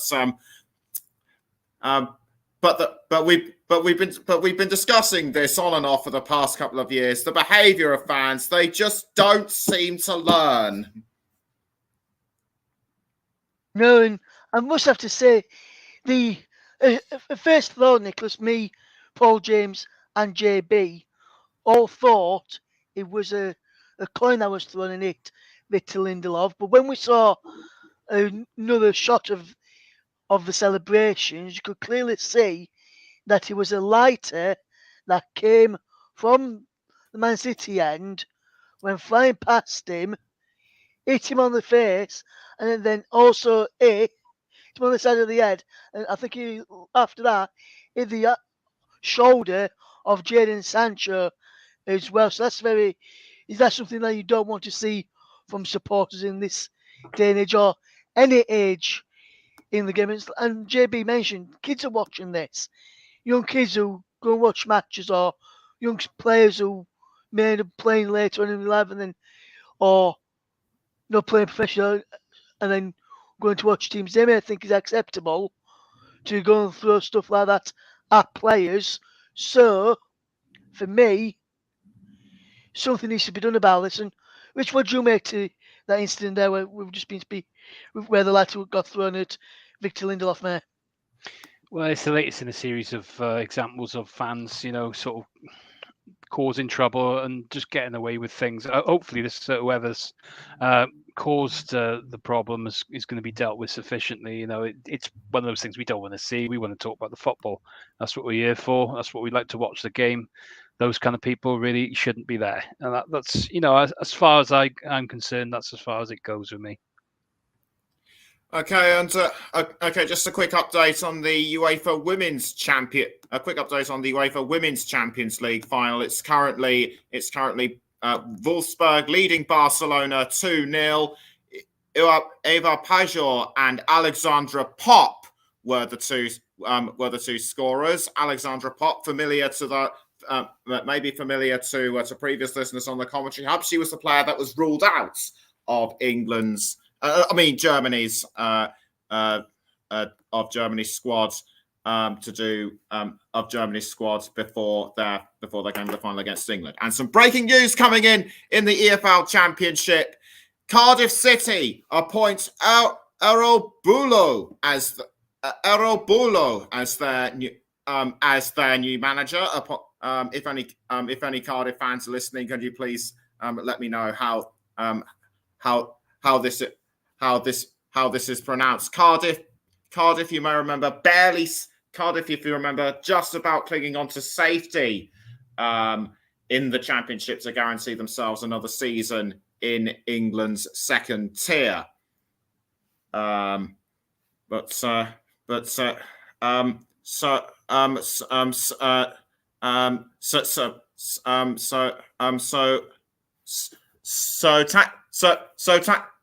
tactics and strategies for the second half. What are the teams going to do? Well, it's going to be interesting the second half now. If you can see, I think the first 10, 15 minutes, both sides will probably not look to change too much. But I would have thought United will perhaps maybe try and get a bit more width to try and get at City now if they can settle into the second half. Perhaps maybe Garnacho. He's one that can unlock doors, or Langer, potentially. I doubt really they'll look to change too much straight away. City, they've got so many options on there. The likes of Alvarez, Mahrez, and Foden. For me, those three offer a lot of different creativity in different ways. So it may well be an interesting one there. I think Grealish winning that yellow card off Wan-Bissaka this second half. Now he's going to probably look to get at him straight away. I would think Guardiola will probably speak to him about that and look for City to get on the ball and target that right-hand side of United's defence. But it'd be interesting. But I think about an hour, and I think we'll probably see a couple of changes if the things are the same. Who do you think will come on? From the bench for Manchester United? Well, it's Garnacho for me is the match winner. He just looks incredible at times. He's in what has been probably a really good breakout season. We've seen a couple of times. He had a spell out injured. He came back, and his impact in games is spectacular. He's that differential. We haven't really seen great deal from Sancho as such. He does have good pace, but his end product is questionable at times. Really, just to provide a good chance, really, for Rashford or something individual on his own. The three-man midfield, you could say, it's working to a certain extent so far, but they might want to go a bit more offensive if they're going to look to push for a winner, perhaps later on if the scores are level. But at the moment, you could potentially say McTominay if they look to stay the same and maybe close it out. But at the moment, I don't think there'll be too much from United at the minute.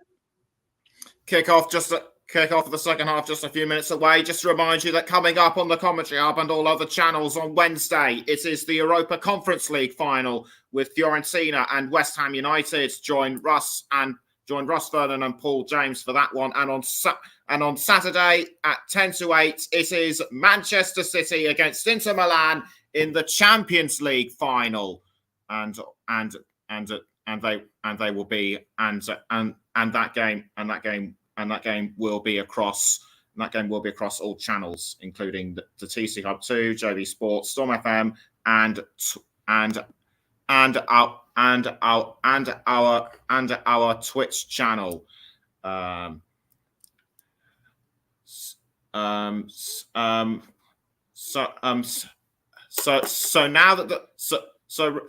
now that the score is all level, do you have you changed? Do you have a change of opinion on who do you think's going to win outright?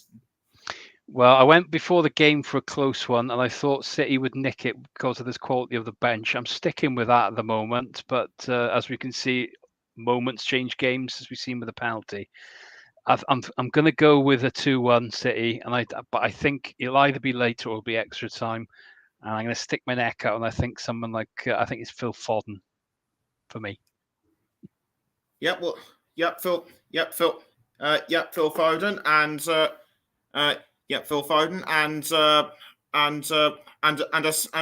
something else something else I should like to mention is that we've been covering the FA Cup since the fourth qualifying round, just before the first round. Some of you may remember that was Anstey Nomads against Chesterfield. So for Ross, for all the games that we've covered, which moment stands out for you and why? For me, Nicholas, I think best moment that I've covered in the game, in the FA Cup for me, and I'm going to apologise to my fellow co-commentator Paul James and obviously the commentator himself, JB, but for me, it was the Man City game against Burnley earlier this season, because Burnley have got promoted from the Premier League to the Premier League, should I say, from the Championship this summer. And for me, they had a lesson in how hard it's going to be in the Premier League next season against Manchester City. Man City just completely made them look like schoolboys in that game, and I think it was men against boys in that one. And so for me, it's got to be that game where Man City just showed Burnley how to play football and how to win matches as well. Okay, we're just about getting ready to restart. We're just about getting ready to restart the second half. So the teams are out on the pitch. So it's back over. So it's back now. So it's back now to Russ Vernon as he makes his way to the commentary box. Paul James and JB Stuttard. And thank you, Nicholas Jones, and welcome back to Wembley Stadium, where it's 1-1. The teams are just about almost ready to go, folks, and we should be in for a cracking second half. If the first half was good, let's hope the second half was better. And really, I've just had a look at Luke Turton. Before I'm going to ask the lads about Luke Turton's view of the penalty. He's not convinced it was a penalty. I'm sure you guys have seen the comment coming in there. Good afternoon to you, Luke. We'll hope you're doing okay, by the way, Luke. As we prepare to get this second half underway, hopefully we'll have the crowd noise back, and away we go. Terrific atmosphere building up at Wembley as we get underway this second half. Manchester United attacking their own fans away to my left-hand side, or right-hand side, City the left-hand side, ball out for a throw-in. So, guys, I'm sure you've read the comment from Luke Turton here, whether that he didn't think it was a penalty. We all thought it was a penalty.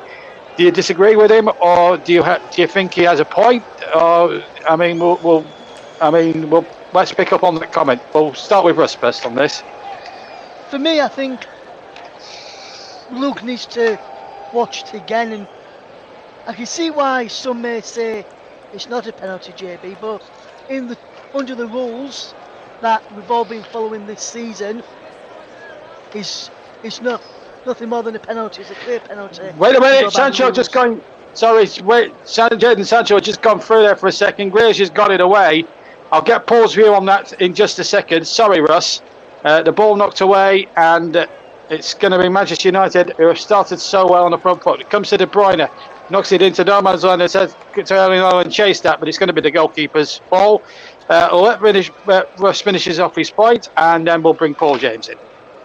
Yeah, so for me, I think under the terms of the rules everyone's been playing by this season, for me, I think it's a clear penalty in the end for me. And Luke, I'm sorry, we've got, but you're saying you saw where was our penalty. If you go back, Luke, you'll see many decisions go against your team with the handballs like that.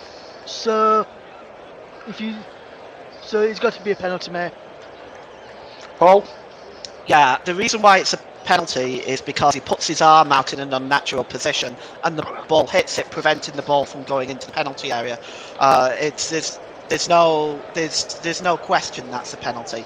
It's not like I would normally be a little bit more sympathetic if the ball had gone behind him and he couldn't see where the ball was, but it's right in front of him. His arm is way out in an unnatural position, and they're going to be given more times than not in that situation. Absolutely. Well, anyway, it's an interesting topic of debate, and it's sure it's going to be something that runs and runs and runs. But Luke is perfectly entitled to his view, and you're entitled to your view on any of the YouTube platforms and Twitch. Make sure your comments are clean. We still are a family programme. Manchester City, who have won the FA Cup 6 times before, in 1904, 1934, 1956, 1969, 2011 and 2019. United have won the Cup 12 times in 1909, 1948. You're not missing anything at the moment. City are just playing out from the back. And in fact, John Stones is turned away. We'll come to the United roll of honour in a second. Here's Kyle Walker running forward down the right-hand channel. But he picks out Casemiro, who was well positioned to take that now. Fernandes, United looking for FA Cup number 13. As I said, they've won it in 1909, 1948, 1963. 1977, 1983, 1985, 1990, 1994, the first double year, 1996, their second double year, and 1999, the treble, 2004 and 2016. And so when you count them, when you tot up the counting process, they have won the trophy a whopping 18 times between them over the years, which is quite an achievement from both sides, and it's really well done at the moment. Still 1-1 as we approach the 49th minute of this FA Cup final, sponsored of course by Emirates, and it's been a tremendous watch, a tremendous game, but still no clear-cut opportunities, and but it's been a good watch, I have to say, guys. Certainly through the eyes of a commentator, that's for sure. So 1-1 is the score, and at the moment Manchester City just playing keep ball at the moment, and well, at the moment Giltwag Gundogan and Bruno Fernandes are on course as big standards. De Bruyne is tripped there by Fred, and that might be a second yellow card from Paul Tierney, I reckon. It was a little vicious challenge. Number 17 and number 17 there, Russ. For me, I don't think it could go out of the way there, Fred, but I've seen them given, and I think the referee had to give that one, because the letter of the law, it is a foul and a free kick. What were you going to say, Paul? Sorry? Yeah, it was a free kick for sure. I can perhaps understand why he didn't give the yellow card though. Well, it's a free kick to Manchester City, regardless, nevertheless, and well, they took the lead in the first minute with the quickest ever goal in Cup final history. Remember, this is the 142nd FA Cup final, and this is the 190th Manchester derby. Just to put it up there, and the first ever All Manchester Cup final. There have been a couple of All Merseyside ones in the past, 86 and 89. Free kick comes in, Gundogan on the volley, and it's there! Into the left corner! Look what Gundogan, he's scored again! He scored at the start of the first half. After 13 seconds, it's only taken him 5 minutes in the second half to score again. Manchester City restore their lead, and it's the skipper, Ilkay Gundogan, with his right foot. Another sumptuous volley that nestles in the left-hand corner, and Manchester City lead for the second time in the FA Cup final of 2023. Paul James. Well, it's another excellent strike. I just wonder whether David De Gea sees it late. I might argue he should have got across and made that save, but he caught it well, did Gundogan, and he's given City the lead. And Ilkay Gundogan has been outstanding in this game so far. Russ Vernon. Yes, fantastic effort from Ilkay Gundogan. Again, no one picks up the midfielder there. Ilkay Gundogan is in space, no one picks him up, and it's virtually similar to the first.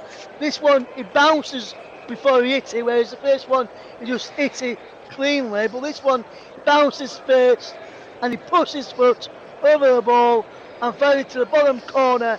De Gea no chance. And Man City, yes, Man United started the second half well, but where the first half went, Man City deserved to be back in the lead. Absolutely. What a terrific shot. He's had 2 of those now, and now he's 1 goal away from joining an exclusive club of 1 to have scored a hat-trick in an FA Cup final. I'm going to put it out there to everybody. Who was the only player?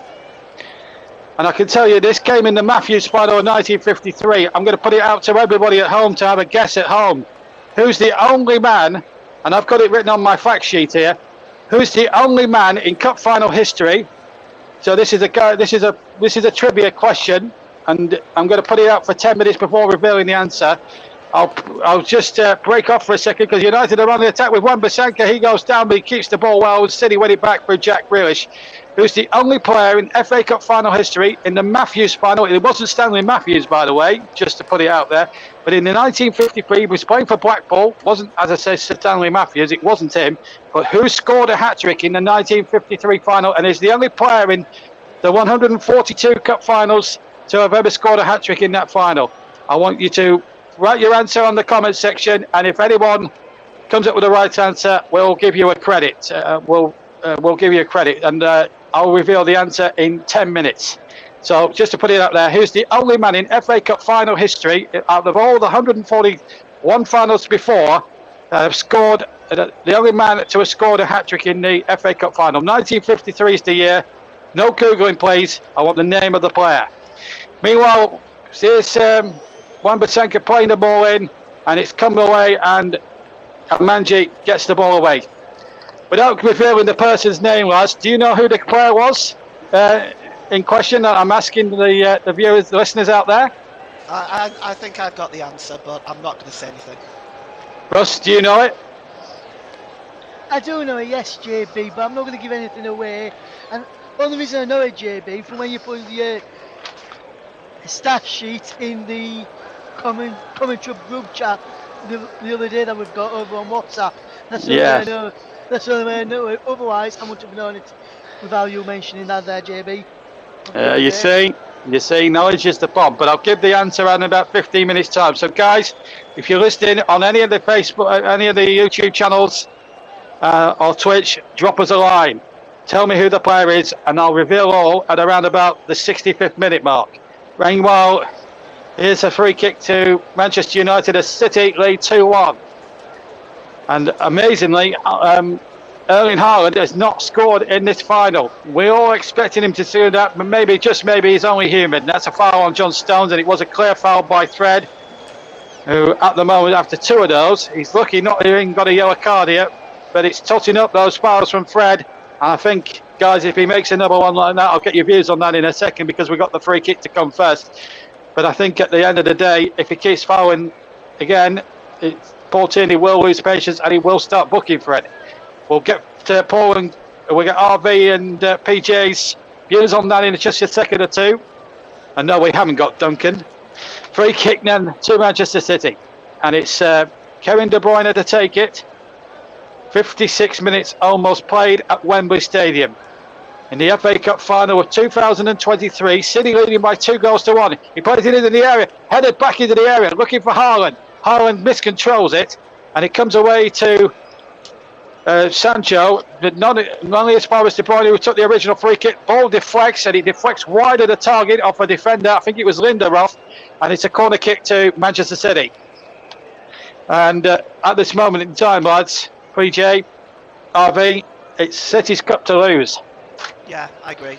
It's they're controlling the game at the moment, as they have done for most of this game. So I think if City continue to play the way that they are, I think they'll see this home. I've got to agree with Paul. I think City can see this home, and I think it could be won in 90 minutes, JB. Well, we haven't had one. I'm trying to think when the last time we said a final one in 90 minutes. Yes, it was 2021, in fact, when Yuri Tillman scored a goal for Leicester City. And what a real sad sight to see Leicester go down last week. 2 years to almost to the month when they won the FA Cup. It was just really sad. But obviously, Russ has had his views on social media about Leeds' ownership and everything else. But that's for another day, I suppose. how Russ feels about that. He's had his say on it, and I feel sympathy for both Leicester and Leeds who have gone down, but I also have a little bit of happiness for Everton, who played really well on the day last week at Goodison Park and got the goal they needed. And well done to Luton Town as well. My congratulations go out to Rob Edwards and his boys, especially Tom Lockyer, who this time last week had collapsed on the field. And I hope Tom Lockyer is very well. And I'm sure now that he's come around in his head, the news he's going to be playing football at the highest level next year. It'll be a great fillip for him in his recovery process. And we wish Tom Lockyer, everyone at the commentary wishes Tom Lockyer the very best. Meanwhile, in this FA Cup final, Jack Grealish has the ball for Manchester City. Plays it back to Akanji. And now Gundogan tries to shift through the gears. Manchester City 2, Manchester United 1. If you've just joined us, Elkwai Gundogan with a brace. Scored after 13 seconds of this final, Elkwai Gundogan. With a sumptuous right-footed volley that's got the party started.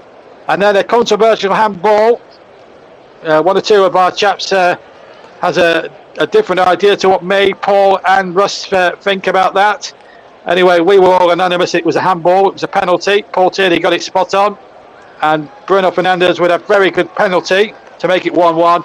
And Gundogan now has got through down the right-hand side, and he's crossed just a bit too high for Erling Haaland. Rushes out of play for a throw to Manchester United, almost over with the 18-yard box. But Gundogan, 5 minutes into the second half, again with the right foot. I'm just seeing a replay of it now. Look at this. It's almost in fact, it's the left foot, not the right. I should also add. It was. I tell you what that finish reminded me of. David Beckham to Paul Scholes at Bradford in the year 2000. Do you remember that one for Manchester United? Just brought back shades of that. I don't remember that, JB, because I was born in '92, so I wasn't even 10 years old, and I didn't even start watching football. I was watching football, but I don't really remember it that time, JB. But do you remember that one, Paul? I do. It's a vague memory because it's quite some time back, but yeah, I mean, it's you got to remember David Beckham scored countless goals like that. I remember one he scored from the halfway line against Wimbledon. Now I tell you what, that's making me feel. You guys are making me feel about 82. Do you know that? I'm 40 years old, and you guys are making me feel very, very old indeed. Now then, we're going to see Garnacho, number 49, come on. He is a very confident player. He's coming to the side this season. He looks a real player, Garnacho. As I say, number 49. I haven't got him down on my notes, but because I've written them in quite a lot of haste, I have to say, this afternoon. But Garnacho is going to come on. Let's check the group chat and see if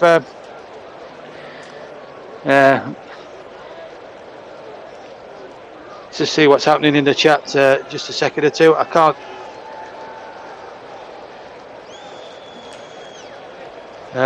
We haven't had any comments. Remember, who's the only player in FA Cup final history? You've got 5 minutes to answer this question, folks, on any of the YouTube or Twitch platforms, and we will get it up on there. Have a go if you don't know. But if with any of you know who scored the only man to have scored a hat trick, 1953 is the year. Have a guess if you're not sure.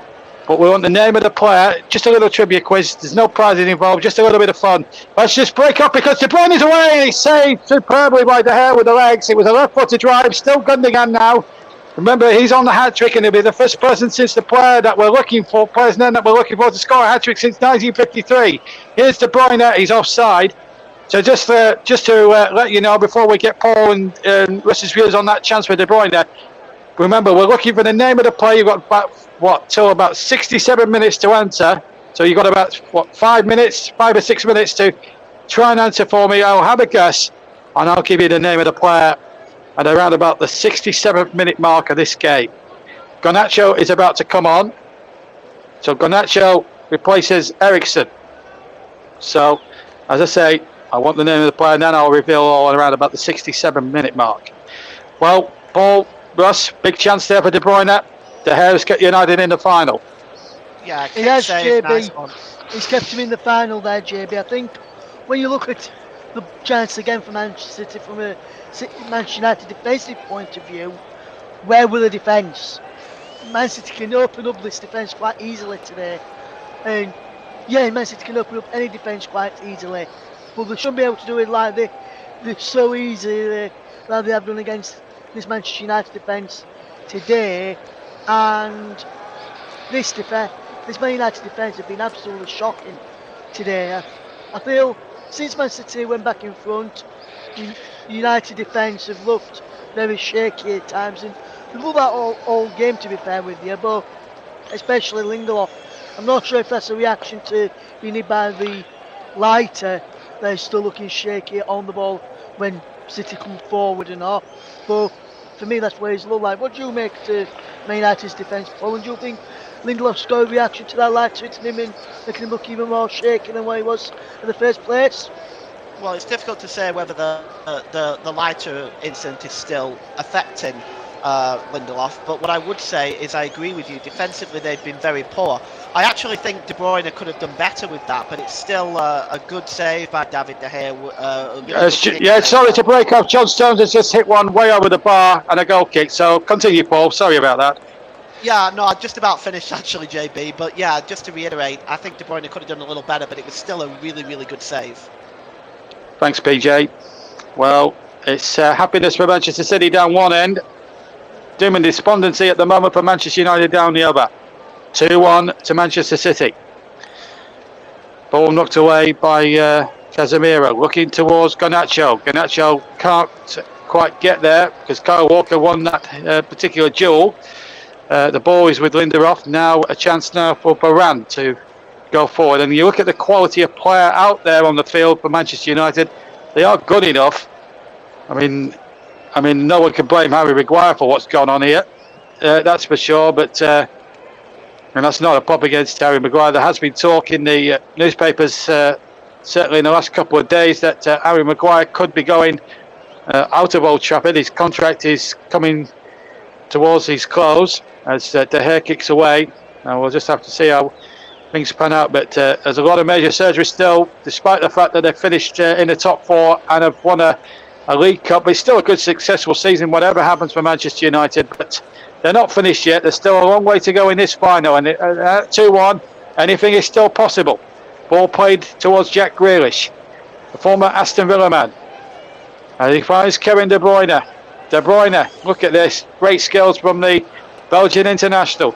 Takes on Fred, his opposite number 17. And Fred, to be fair, that's a really good thing he's done there. He's taken the ball something like 10 yards outside of the penalty area. I mean, dispossessed De Bruyne, and then Grealish fouls him. And a free kick to Manchester City. 65 minutes gone. We've had 20 minutes of the second half. That was good play from Fred because it's brought A, a little bit of time, and B, territory for Manchester United as the free kick comes in, taken quickly. Rashford might get on the end of this, but Ortega is there, and Manchester United almost profiting from a piece of ingenuity and pure genius. Yeah, it was a wonderful play by Fred. Actually, the ball looked really arrowed there, but unfortunately, it's just a little bit too far away from Rashford. And in actual fact, I think they wanted it. I think they're going to have it retaken because it was a little bit too quickly for Paul Tierney's liking. So they're going to go again. So it's a false start, that free kick. That's a shame because it was a good piece of ingenuity. That's a real shame that Paul Tierney had to take that sort of dim view of that kind of thing. Real shame. Anyway, so United now having to play out from the back rather because City have brought obviously men forward, but they can't try the same sort of free kick twice. Shame really, because I think it was a piece of genius really, but referee wasn't happy.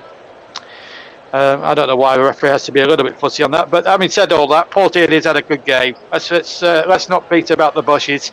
He's handled this final with a great. With 95% of it with a minimum of fuss, and he's had a super match. Let's be fair. Here's Garnacho now for Manchester United. They're not finished yet. There's still only 2 goals to 1 down, and at 2-1 down, anything is still possible. Gundogan breaks away down the centre of the field towards the penalty area. You remember, he's on a hat trick. And 1953, you have to go back to the last time. In about 10 seconds, I will be revealing the identity of the player, or the player's name.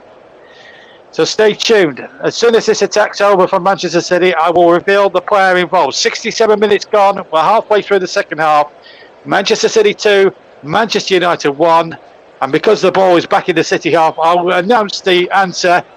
If anyone gets Stanley Mortensen, give yourselves a pat on the back, because Stanley Mortensen is the only player in all 141 previous finals to have scored a hat-trick in the FA Cup final. A few people have had braces, like Raheem Sterling, Ian Rush, people like Ilkay Gundogan as well, and people like that. But Ian Wright, of course, in 1990, of course, but never a hat-trick. Stanley Mortensen, the only player in its 142-year history to have scored a hat-trick so far in an FA Cup final. That could easily change because Gundogan is on a hat-trick. So Stanley Mortensen, if you got that at home, well done to you too. Well done to you guys who guessed that correctly. Did you have that, Paul? Was it Stanley Mortensen you had written down? It was Stanley Mortensen, yeah. Yes, his name gets forgotten about because it was the Matthews final that day. It was 4-3. It was Blackpool against Bolton.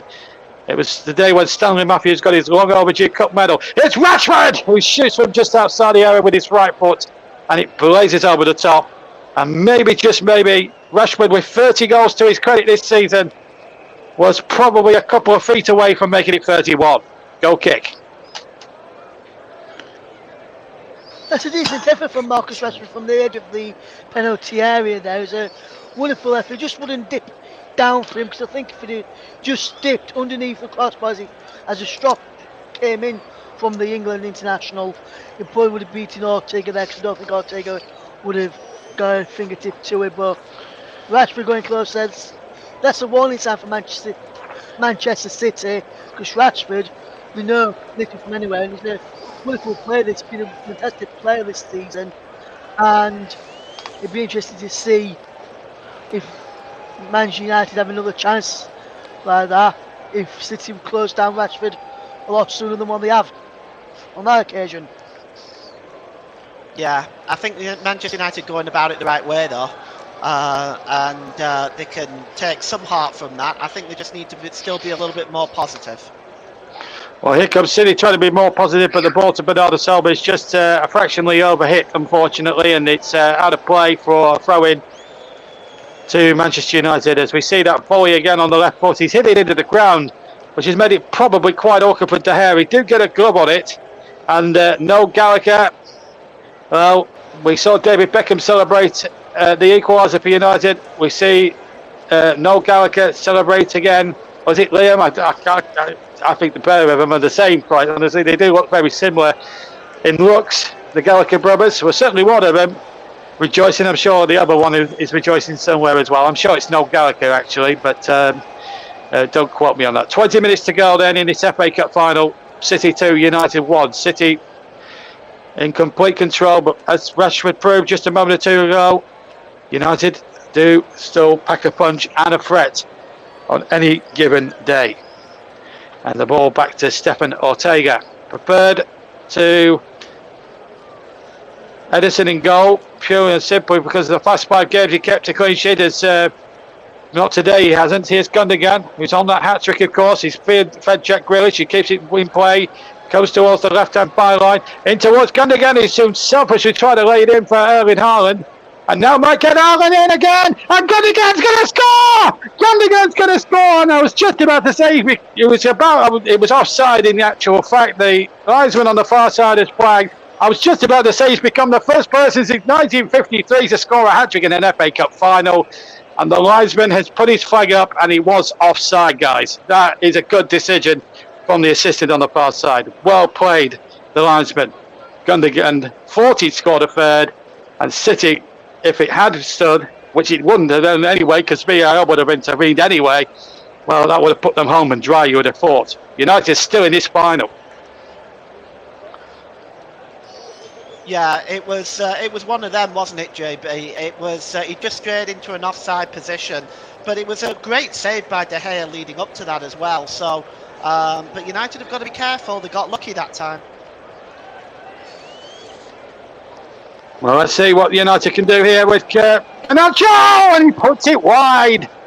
Garnacho, the substitute, nearly making hay while it's shone for United. That is an encouraging sign for them, as Garnacho's right-footed effort, Russ, just goes fractionally wide. It was a terrific chance. Two great chances for both sides in the space of, 90 seconds. Still 2-1 City, less than 20 minutes to play. Yes, wonderful bit of play from Manchester United. Garnacho, it opened up from Trevor Curling effort towards goal, and that's just not far wide in the end. Fantastic curling effort there from Garnacho, and that's not far wide. Going back to the other chance on the other end, JB, as well. Ilkay Gundogan, unlucky not to get an hat-trick and become the first place since Sam Mortensen back in 1953 to get an hat-trick in the FA Cup final. But the linesman there on that far side, I think, was Neil Davis. Got that spot on, and fantastic there. But like I say, if you had to see it, VAR would have got involved with it as well there. No doubt about it. Neil Davis spot on there with his decision, the linesman from London. Anyway, here's Gundogan. Picks the ball up inside the area. Sorry, not Gundogan, but Bruno Fernandes. He's looking for a brace himself. He deflects away, and it's a corner kick. Getting my two number 8s mixed up a little bit there, but never mind. Both number 8s are captains, of course. Gundogan for Manchester City, Fernandes for Manchester United. Harry Maguire, incidentally, is amongst the substitutes. Is on the substitutes bench, incidentally, but United now forcing a couple of corners here. Fernandes swings it into the penalty area. United looking for their own bit of inspiration. They've certainly been a different proposition under Harry Ten Hag this season. As the ball lays in, and it's hooked away. There has also been a bit patchy, to say the least, certainly in the running. Certainly as far as the running is concerned, they have had some good victories, but they have had one or two bad defeats, and they've struggled and laboured a bit in games. Manchester City, for their part, since winning the Championship, they did lose on the last day of the season last week to Brentford. But as I say, it was probably a much changed Manchester City lineup to the one that was playing today. Here's Marcus Rashford now for Manchester United on the far side. 2-1 United trail against their main big city rivals. Just to remind you that the name Manchester has already been carved on the plinth of the FA Cup. But what second name will be on it? Will it be City or will it be United? It's United on the attack and City just about to get it out. There's a chance here for Casemiro, who hit the shot. It comes away. Varane has it now back for Manchester United. And at the moment, PJ and RV, you get the sense that United will have to go for it now. They're only a goal down, of course, admittedly. But the more they go for it, Garnacho now comes away for it, the ball for Manchester United. Picks out Garnacho again. Garnacho inside the area. Garnacho shoots. And it comes away once more. It's a good one too with Casemiro. Garnacho's in there again. They're really going for it, United. And now they concede a free kick, which has angered a lot of the United players and the supporters. And Paul Tierney, not the most happiest, he's a bit of a public enemy number 1 there. There's a foul on Bernardo Silva by Casemiro. But I was just going to make the point just before that attack happened there, lads, that United are admittedly a 2-1 down. And believe it or not, as Phil Foden's about to come on, I'll just, before I ask the lads what I was going to ask, Kevin De Bruyne, I think, is going to come off. Indeed it is. He's had a good game. No goal for him today, but has played really well. Phil Foden, a Mancunian by name, Mancunian by nature, is going to come on. And he will play at least the last 15 minutes. And then, unless Manchester United equalise, they could play a bit more than that. But at the moment, as things stand, we won't require a penalty shootout or even require extra time. So as the point I'm going to make, if I'm allowed to make it now, with anything else out in the field, is that United obviously are 2-1 down. And understandably at this point, as we see Bart Weghorst about to come on, is that the more they push forward, the more they're most susceptible to the counter-attack. But if you're Eric Ten Hag at the moment, lads, do you stick or do you twist? Because there's a quarter of an hour left to play, and surely they have to twist, you'd think. Oh, absolutely. I think they've got to go for it. They're only 1 goal down. As you said, there's about 14 minutes left, and if you don't if you don't press, this maybe they can get something from Weghorst. He's not been scoring goals for Manchester United, but his movement is excellent. So we'll see what happens. Russ, your views? Yeah, I agree with what Paul just said. I think Man City are really controlling this game now. Manchester United are trying to get back into it, but City, every time Man United come forward now, just closing them out all the time. But when City come forward, United aren't closing them out, and it could be a long way back for Manchester United if City get the next goal. Yeah. It's an interesting. That's a foul on Bruno Fernandes, by the way. Free kick to United, which creates a little bit of pressure from them because City were building an attack, and then they tried to take the free kick quickly, and Paul Tierney is having none of it.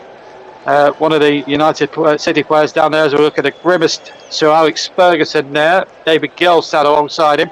Sancho on and Weghorst on. Now, it's an interesting point you make about Weghorst, Paul, about his movement. And I know he's never scored for Manchester United. I know he got a couple for Burnley last season. But from what I saw of it, he showed precious little movement. It showed precious little appetite for the ball, which, as a Burnley fan, would offend me. But to be quite honest with you, he showed a lot of movement in the World Cup game that I covered for the TCO, and in that Argentina and Holland game where he came off the bench and scored 2 goals. Could he do the same in the FA Cup final? It'd be typical of him to do so. Grealish is gone, and Fred, surely now, after a third challenge like that, has quite rightly got himself booked. And at the end of the day, lads, it was all about the topping up and totting up. He's played three lethal fouls, and on the third time of asking, Paul Tierney eventually shows the yellow card to Fred. Yeah, absolutely. And also, I'm not sure he was who kicked the ball into the back of Grealish when he was down there, but whoever kicked the ball into the back of Grealish, I'm not sure if it was Fred or not, he should also be booked as well there. Well, I doubt it was Fred, but it was a United player for sure. But I suppose Paul Tierney hasn't got eyes in the back of his head. I think we've got to make that point vehemently clear. But it's a free kick. I mean, if we start criticising Paul Tierney for little things like that, we'll have Rest Support UK on our backs, and we don't want that. They've been on everybody's backs if he dare to criticise a referee, even for a slight bit of a thing. So I think we'd better just try and refrain from doing that. Here's Foden now trying to chip the ball back from the left-hand side. City looking for that killer third, which will send them with the cup on the second part of the treble. The ball comes out to the far side. Ball played in! Oh, and it nearly was a third. And I think it was Akanji who came flying in at the far left-hand post and almost collided with the post as he slid in there, almost Paul Gascoigne style of Euro '96 against Germany. And he was probably an extra shoe size away from making it 3-1, and it should have been 3-1. Yeah, absolutely. It was just fizzed across the face of the goal there. He threw himself at it, but I think there was just a bit too much pace on the cross-come shot. And it's also gone. Well, the goal kick was taken, and it went behind again, and it's out for a goal kick again. This time at the other end to Manchester City, the right-hand end. We've played 80 and a half minutes. That's 80 and a half minutes. So 9.5 to play of normal time. Goodness knows how much stoppage time we may well have at the end of this. I mean, we saw during the World Cup, lads, that we had stoppage time ranging from 8 minutes to 15 minutes and sometimes 10. I mean, goodness knows how much stoppage time we might get. We haven't seen too many substitutions. I think we said about 3 or 4 from memory. But be interested to see what the stoppage time will be. In the English game, it's generally about between 4 and 5 minutes normally. But free kick to Manchester City, and obviously they'll be in no hurry to take it. I mean, I'm trying to think. Ortega has been booked for time wasting, I believe. So it becomes a yellow card for him. So a free kick then to Manchester City, who lead 3-1 with 81 minutes played, 81 and a half minutes played.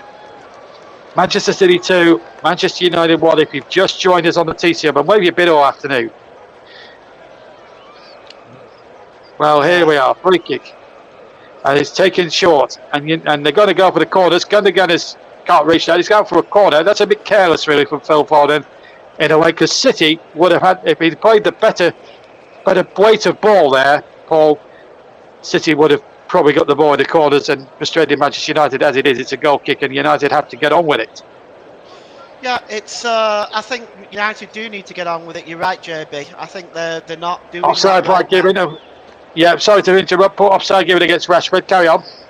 Yeah, they're not doing enough of that right now. They're not getting the ball forward enough. But I think there's a credit due to City for that. The way that they play, they shut down defensively all over the field.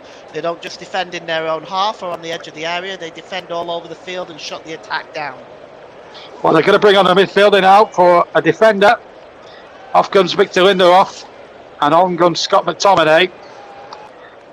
So United having to throw all their eggs into a basket to try and rescue this. Remember, a goal from United now in the remaining time, and we will have extra time. As things stand though, City's name could be etched on the cup. Here's Erling Haaland towards the edge of the area. Good skills by Haaland, and then the attempted clearance from the United player came off Haaland, and then just whizzed past the left-hand post and behind for a goal kick. But Erling Haaland led for a second or two, Russ, and Paul looked as if he was going to score the best individual goal we've seen in a cup final for many a long year. But unfortunately, it just didn't come to fruition. But it would have been a lovely goal if he had achieved it. Yeah, absolutely. Fantastic bit of play from Erling Haaland. And that's the first real time we've actually seen him do something like that in the game, JB's. And he almost profited from it. Well, Rafael Varane managed to get across. It's off the Norwegian and play behind as well. Just going across down to Lords, JB, just a quick one. England have won by 10 wickets against Ireland. Ireland 362 all out in their second innings. England needed just 10 runs to win, and inside 4 balls, Zach Crawley hit 4 fours to put England 12 without loss and win the test match by 10 wickets. And the series as well, because it's a one-off test match, because the Ashes is coming up later this month, of course, against the Aussies. And the Aussies are playing the Test World Championship before that, so they've got 6 test matches to play in something like 7 weeks. And of course, we'll keep you abreast of the Ashes on our Twitter app as well. We do have a Twitter app, in case you were wondering. I haven't said that all day, incidentally. I do apologise, because we've had so much action in this final, and I've got to try and get the lads in about 5 minutes or so to choose a player of the match between them. This could be fun. Just to remind you of the Twitter handle, we're at Commentary Live 1, and we'll also not only keep you up to date with the Ashes during the summer, we'll keep you up to date with all the transfer rumours in the Premier League and the Football League as well. So follow us on Twitter at Commentary Live 1 if you can. Here's Marcus Rashford into the penalty area. He goes down. He went down in installments, quite frankly, and he's never ever going to get a penalty for that. He needs to get himself up. Garnacho is breaking a break towards the bar, and he needs to be in the middle. And in fact, a goal kick has been awarded. United appeal a corner, but a goal kick has been given to Manchester City, and it's just a frustration upon frustration. There's 5 minutes to go. You better get your thinking caps on, lads, for player of the match. This could be interesting, this next couple of minutes or so, lads. I hope you're not disagreeing with each other. I have a name in mind. And so do I, and I've just messaged Paul my name in mind, and we've both agreed with one, JB, so I'll get that sorted ready for us, and I'll let Paul announce it. Okay, we've got a couple of minutes. Yeah, we'll give it a couple of minutes, and next time the ball goes out of play, we'll name our supplementary player of the match. Of course, we'll let you know who the television one was as well, but our supplementary one will be announced around about the 88th minute mark, so just to let everyone know. So we've got a couple of chats to come here on this one. No, that's not it. Nothing else on there. It's just a private chat that came up there. We're just wondering if anybody from the public chat was on there.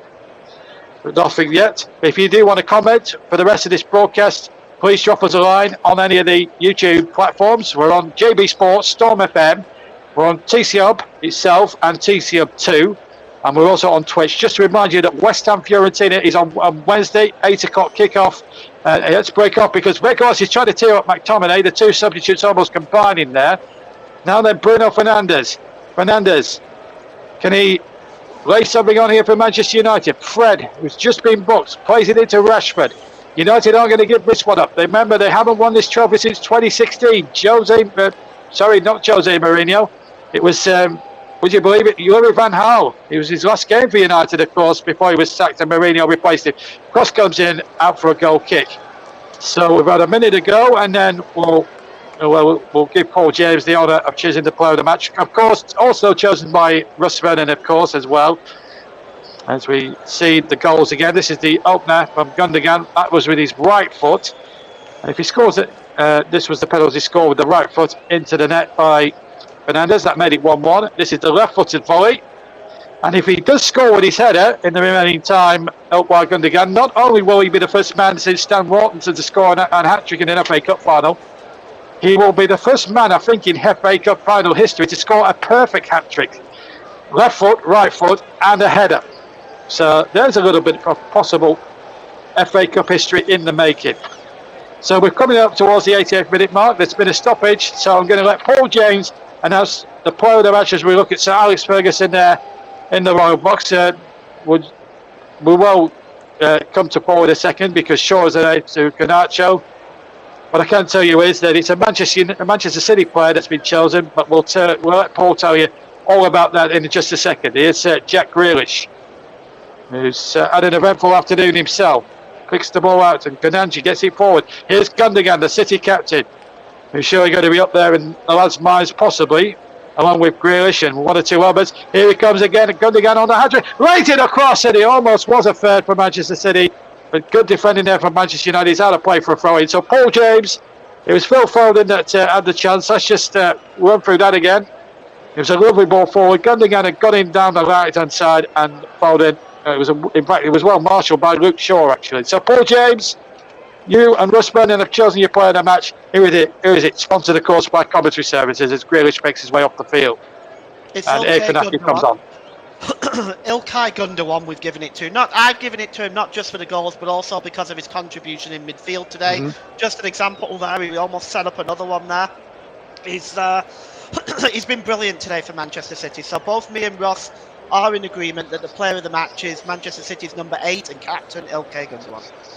Absolutely, I think a correct decision as well. And if he does score a header in the next sort of minutes, the next few minutes that remain in this final, as I say, he could make great cup history. Not only join Stanley Mortensen as the second player to score a hat-trick in the cup final, but he'd be the first player, I think, in modern history to score a perfect hat-trick in an FA Cup final. I'm not sure if Mortensen scored a perfect hat-trick. It's too far back even for me to look at. Rodri's been booked, by the way, for a challenge. So a free kick now to Manchester United, who have decided themselves, and the attendance has just been announced, 83,179. So 83,179 is the attendance this afternoon at Wembley Stadium. And Gundogan agrees with you guys as well. He's our Emirates player of the match as well. So the television people in agreement with you two. I think they must have had a sixth sense that you would what they said. Anyway, here's Garnacho. Still United still involved. 4 added minutes at the end of this game.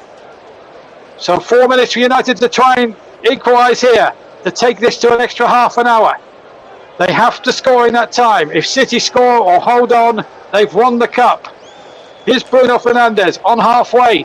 Sure, they must get him a bit more further forward. That's a foul on Shaw, and that will be a bookable offence surely against Phil Foden. But it's definitely a free kick against him. Whether or not he's booked or not, that's a different matter. We'll get that confirmed on the monitor, but it's definitely a free kick to Manchester United now. It's a minute and a half of the 4 gone on the TCM. FA Cup final, the 142nd one, the 190th Manchester derby. Remember, in October, Manchester City won the first game at the Etihad 6-3 in the league. United won in February 2-1 at Old Trafford. What is he going to be now? McTominay's in there, the goalman dropping it off the bar. McTominay again on the run of the net. And United, Vegas kicks the post in absolute frustration. And United were so close, Paul James and Russ Vernon, to an equalising goal, which would have took it to extra time. Wow, how unlucky and how close can you get? The ball off the bar and then the rebound for McTominay on the roof of the net. How close can you get? Very close. I mean, you just wonder if it's your day when things like that happen, because On another Corner day, given. that would have dropped in. So corner given. I'll get Russ's views on that in a second or two. We might still score from this. We've got nearly 2 minutes of the 4. Gee whiz, what a cup final this has been. It all started with the national anthem sung by Jasmine Faulkner at the start. Ilkwai Gundogan got the rocket up, got the rocket spine. Here comes the corner. Up go the heads. It's over everybody's head. Now Luke Shaw takes it up. Surely there's got to be a frantic end to this final. It's been an amazing final from start to finish. One of the best open finals we've seen for a long time. Garnacho's across, it's too long. And Rashford's got to chase on to keep this in play. In fact, Casemiro's got to chase on. We've got about 90 seconds of the 4 to play. And then it will be down to Mr. Tierney's discretion how much longer it's going to be. Now, Russ, there's a chance again on replay, well, as we see it. Your views?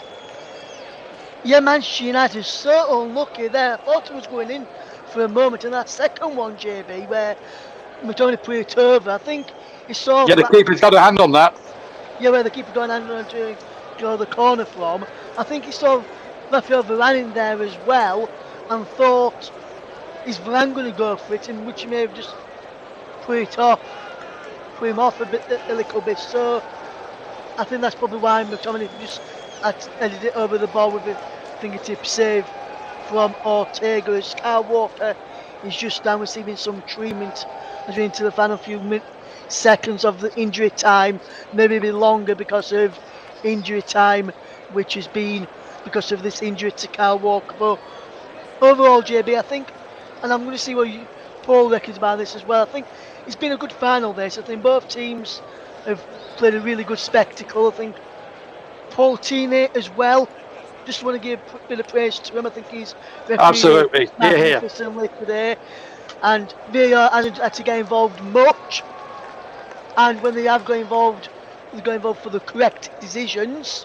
So I think that's down to both teams playing a good game of football, which is why we haven't talked much about the referee or the VAR. But I think both teams are putting a good performance, as Walker just about to come off for Laporte with his injury there. But Paul, for me, I think it's been a good game, and I think, as I've just mentioned, Paul Tierney has refereed it quite well. Do you agree with that, Paul? Yeah, I concur. He's absolutely refereed a really good game as Paul Tierney, and again, Russ, I agree with you. I think it's down to the fact that the two teams have played a really good game of football. Right, so we've had a bit of a stoppage around about 90 seconds, so we're past the 4-minute mark, but there will be some considerable time. So I reckon in about 90 seconds, here's Erling Haaland, who takes it to the corner flag. He's on his own, basically. Foden is the closest player at hand, and he does really well to win a corner out of that. Erling Haaland, talking about a man that doesn't half chase no scores. He may not score today, Erling Haaland, or to his 52 this season, but now he can still add to that in the European Cup final next week. But I tell you what, he hasn't had his best game by his own high standards, but I tell you what, he ain't done too badly here. The second part of the treble almost in place. City have a corner, and not too surprisingly, they've not brought too many players forward. And Haaland gets the deflection. It's not gone out of play. Play on it is. United haven't got time to waste, but it's a City ball midway inside the United halves, just where City want it now. We've played 95 and 3/4 minutes of this game, and still we play on. All eyes on Paul Tierney, the referee from Wigan, who's had a terrific game, as the boys have said in the commentary. The ball knocked forward again, looking towards Garnacho, but Walker is there, and Kanji is there first. Back to Stefan Ortega. Ortega has picked it up, and a whistle has gone. And Pep Guardiola's team win the FA Cup for the 7th time, and their first since 2019. They have beaten Manchester United by 2-1. Ilkwai Gundogan with a brace.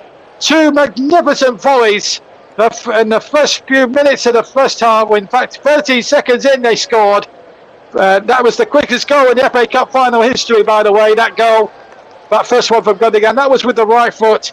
then Bruno Fernandes equalised from a penalty that was given for handball against Jack Grealish. And then Ilkay Gundogan, 5 minutes into the second half, has won the game. And Manchester United, well, it's defeat for them, but they've already won a trophy. So as far as success is concerned, it's still been a decent season for them. But it must be sickening to lose to your City rivals. But Manchester City are on course for that treble chance, and they will go to Istanbul in a week's time, knowing that a victory there, and they will emulate that Manchester United team of 1999. Manchester City are the kings of Manchester once and for all, certainly this season. 2 victories to 1 in their favour over 3 match competitive games. Pep Guardiola absolutely delighted, and PJ and RV, I think you have to say, on the balance of the play and on the way the game went, City worthy winners. Yeah, I think so. I think they've kind of controlled the game, especially in the midfield. They've made it very difficult for Manchester United to create chances. And there's Kevin De Bruyne there. Obviously, he's played a significant part during the game as well. But yes, Manchester City deserve the victory here, I think. And I've got to agree with Paul, JB. I think Paul's actually spot on. Man City have deserved the victory today. They've been absolutely magnificent. But I think both Manchester United have put in a valiant effort. Let's not discount that. But Manchester City have been absolutely fantastic. They fully deserve this, and I can't see anyone stopping them. I think they're going to win the treble now. And but for Manchester City, it's just another win, another cup to their name for this season, in what has been a remarkable season already. But I think Manchester United, they have to rethink, where do they go from here? Where do they go next? They've got to make the Champions League, but they want to win domestic trophies, and they just need to buy better quality in than the bitter rivals for next season, and hopefully get that one step further than this today. But tonight and this season, as you rightly mentioned, JB, Manchester is blue. Manchester certainly is blue, and just a word before I hand back to Nicholas for a few moments, as Noel Gallagher celebrates there. I have to say that Manchester United, for the defeat today, I think when the dust settles, they will see the League Cup, the Carabao Cup and the top 4 as success and as progress this season, despite the defeat today. But for Manchester City, it's a terrific game for them. We'll be back in a few moments, Russ, Paul and myself, for the trophy lift. But right now, let's go back to join Nicholas Jones in the studio. Thanks, JB. 2 down, 1 to go, and what a thrilling final it is to bring down the curtain on the domestic season. The FA Cup started all the way back in August with 732 clubs. There were so many qualifying rounds, and there were so many qualifying rounds, and now it was down to the last 2, and Manchester City were the best of them. And Wembley never fails to deliver. And in its 100th anniversary, in its 100th anniversary, it's appropriate that a bit of history is added to its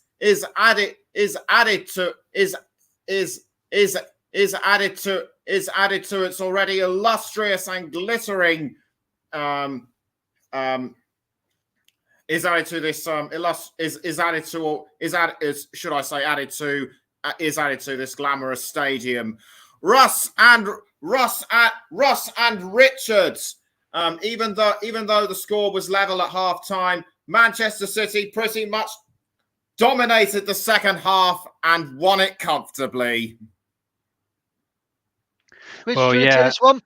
Yeah, I'll take this one. Yeah, City, very professional performance in the second half, very good themselves, and very much like the first half, they got that early goal not straight after the break with Gundogan. It's a really exquisite volley, really good technique on his left foot, smashing it into that bottom corner. Could we say maybe David De Gea maybe could have done a little bit better with that one? I'm not sure, but it was a great finish nonetheless. And City controlled the half. United introduced Garnacho, and he did seem to make a bit of a difference, but they just lacked that quality for me in that final third. I think they really did miss the quality of someone like Anthony, really, as such, just to run at the defenders and really make a difference. And maybe Anthony Martial too, with a bit of pace down the flank there. But City, they controlled play, and to be honest, really, Stefan Ortega, was he really that troubled? Apart from that late chance, really, from McTominay, I would say it was quite comfortable for City this afternoon. Indeed, yeah. Indeed, yes. And to answer JB's question, Russ, about Manchester United, where do they go from here after a rough start to the season? As I mentioned earlier, they clawed their way back. They won the EFL Cup, and now they've qualified for the Champions League. What do they have to do over the summer to get themselves ready for next season? Well, ball number one point of view, from my opinion, Nicholas, is they need to bring better quality players in to add to what they've already got. I think the midfield, lack of midfield depth and quality, sure today, yes. I know Eriksen's a good player, and Casemiro, but I mean, Fred in there with them didn't really make a difference.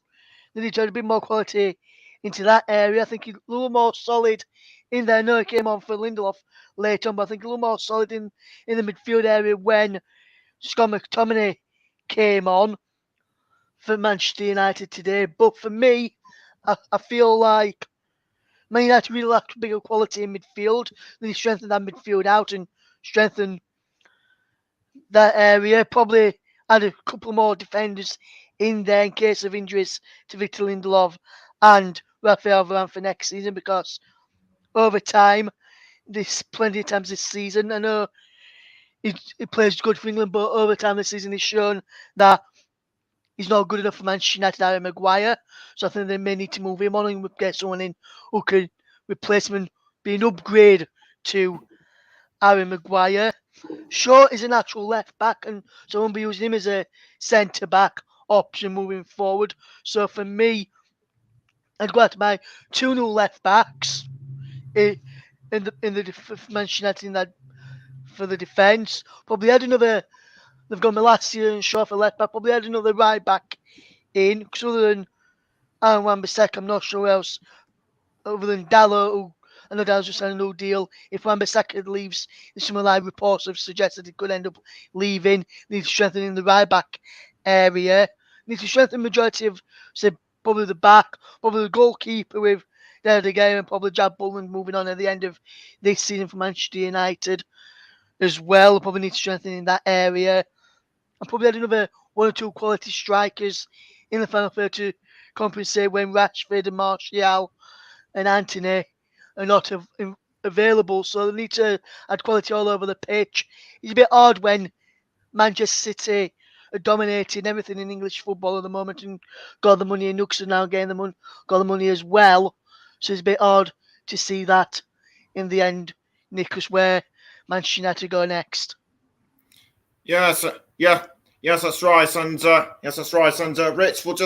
Richard will just get back to Manchester City for a moment. This has got to be the best Premier League winning side we've seen for quite a few years now. Well, yes, this is up there with the best of them, and particularly I'm so impressed with Gundogan this afternoon. I think priority really now will move on for Guardiola, really, to try and get some sort of contract negotiations on the go. He has said that potentially could be moving to Barcelona in the mix on the go there, but out of contract this summer, it's a big hole to fill. That'll be for Man City, but this is such a good team, and you look at every single position they can cover, the back line, the midfield, even Haaland. We've got Alvarez coming in, chipping in with goals, but like I say, I would say perhaps that is that one position. If Gundogan did leave this summer, they may need to have a look and really strengthen, because you got Rodri protecting the defence, and you potentially have Calvin Phillips as a replacement there to cover. But in that kind of creative deep position, unless you're perhaps maybe knocking De Bruyne back into there, but it's wasting his talents. They're maybe slightly lacking there. But overall, you're looking at the quality over the pitch, and they have been outstanding this season. The way they took over Real Madrid was absolutely fantastic the other week, and no doubt in the Champions League final, they're going to be the favourites by a country mile against Inter Milan. But that one will be an interesting contest too, very much like today. They will also pose a different sort of threat and have their own quality in itself. But on today's value, they were the much better side on paper and on the pitch. Alrighty, well, now it's time for the trophy lift. So now we'll hand right back over to Russ Vernon, Paul James, and John JB Stuttard. Yes, thanks, Nicholas. Thanks, everybody, and welcome back to Wembley. And Manchester United receiving their losers' medals, and it's a sad sight because United, in a lot of ways, played their parts, receiving their medals from the Prince of Wales, Prince William, the chairman of the Football Association, Rafael Varane, going through there, and one or two of the reserve players who can't get a game at Old Trafford. But there's certainly going to be a summer rebuild. I'm sure Eric Ten Hag will appreciate that. I think when the dust settles, though, PJ and RV, we saw for them now losing the FA Cup final itself, but B, to their local rivals, but city rivals, I should say. But when the dust settles down and they look back and take stock with this logically, then they've had a good season, really, a League Cup and top four. I mean, if you'd asked any United fan at the start of the season, I think they would have snapped their hand off. Yeah. I think they do have to look at this logically. Unfortunately, in football, when they're dealing with managers and things like that, it's not looked at logically. But yes, if you look at it logically, given the state that Manchester United were in last season to what they've done this season, it's a significant improvement. Ross, do you concur? I do, yeah. Manchester United, they've had still got off to a poor start, but then they've had a really good end to the season. Now they missed out in this cup final today. Got an EFL Cup under the belt as well. Secured top four when majority of the people were, let's say, not hanging it out for them, saying they weren't able to get top four after the poor start to the season. But when you look at it, Manchester United have been a really good start to the season, I think. Good end to the season, should I say, after a poor start. And with overall effort in the end, I think it's just been a bit of poor quality on show in certain matches, which has not helped him probably get over the line in terms of more wins in the cup, especially in this game, support finishing, and in the Premier League now finishing higher in the Premier League table than what they would have liked to. Absolutely. Well, the Manchester City players are going to make, in the olden days, it was the 39 steps. But the captain now, normally in the olden days, would go up first. But he'll be the last to receive his medals. Ilkay Gundogan, well, they're still talking about him. His contract expires, and that's a real shame to see the Manchester United fans leave. I think that's a disgrace, and I think United fans have shown a bit of disrespect to their own team by not even trying to clap the United players. I think that's a disgrace because the United players gave everything. They just came up against the juggernaut that is Manchester City on the day. I think that's a disgrace from the Manchester United fans. I have to tell you that. And I know it's difficult to see a team lose, but at least let the team have a little bit of a lap of honour to show their appreciation to you. I think United fans, you hang your heads in shame, stay behind, clap your team. They deserve better than what you've given them. Anyway, let's not think about the losers now at this stage. Wembley's a place for winners, and Erling Haaland didn't score today. He was outstaged by his captain. Pep Guardiola has made it up the 107 steps to the Royal Box. Well, they'll receive the FA Cup from the Prince of Wales, the chairman of the FA. The other dignitaries, I should tell you that Debbie Hewitt is the chairman of the FA. Prince of Wales is the president, incidentally. The chairman of the FA is Deborah Hewitt, or Debbie Hewitt, Mark Bullingham, the chief executive, Sir Tim Clark, the president of Emirates Airline, who sponsored the cup, and Neil Bassor, who's the chairman of the FA Challenge Cup Committee. So, and that was a nice touch as well, by the way, from Sir Alex Ferguson. Let that be reported, giving Pep Guardiola a bit of a hug and respect, and I think that's great from a great manager, Sir Alex Ferguson, who probably would concede, the great man that he is, to concede. The Glazers are there as well. There's the chairman of Manchester United there, Joe Glazier, he's there too. But it's Sheikh Mansour who's going to be taking the cup back along with the Premier League trophy, the second part of a potential treble. Of course, they've got to go to Istanbul next week for the European Cup final, where they play Inter Milan, of course. Julian Alvarez, who didn't get on, gets his medal, played a key part. It was superb in that game against Chelsea, where it was a procession. Even though they won 1-0, it was a bit of a possession that afternoon. Erling Haaland about to get his medal from the Prince of Wales. John Stones, Scouser by name, but now Mancunian by nature. Elkwar Gundogan at the back of the queue, shaking hands with all the dignitaries. He will be the man to lift the FA Cup. Will he be there? Will he be at the Etihad next season? Well, only Pep Guardiola and Elkwar Gundogan himself will know, as one by one the players get their medals. As De Bruyne goes through, Stefan Ortega, despite being beaten once from the penalty spot, didn't put a foot wrong this afternoon. Pep Guardiola, well, in the olden days they would wear suits and ties to a cup final. Not today. It's all casual. And I can tell you that the cup final winning manager is wearing a sort of an orange hoodie. Times have changed. As Kevin De Bruyne gets his medal, and Elkwar Gundogan is about to receive the FA Cup from His Royal Highness the Prince of Wales, the President of the Football Association, and Debbie Hewitt, the chairperson of the FA. Manchester City in a second or two, Elkwar Gundogan will lift the FA Cup in the air and proclaim Manchester City are the FA Cup winners for 2023. Elkwar Gundogan lifts it into the Wembley sky. Manchester City complete the second part of a possible treble. They go to Istanbul in a week's time, knowing that a victory there would see the treble achieved. They win the league and FA Cup double, and they did it in 2019 along with the League Cup. They were the first team to complete a domestic cup treble, so they've won, in essence, the double-double.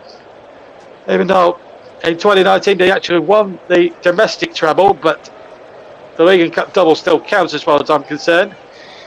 As the Manchester City supporters celebrate with their team.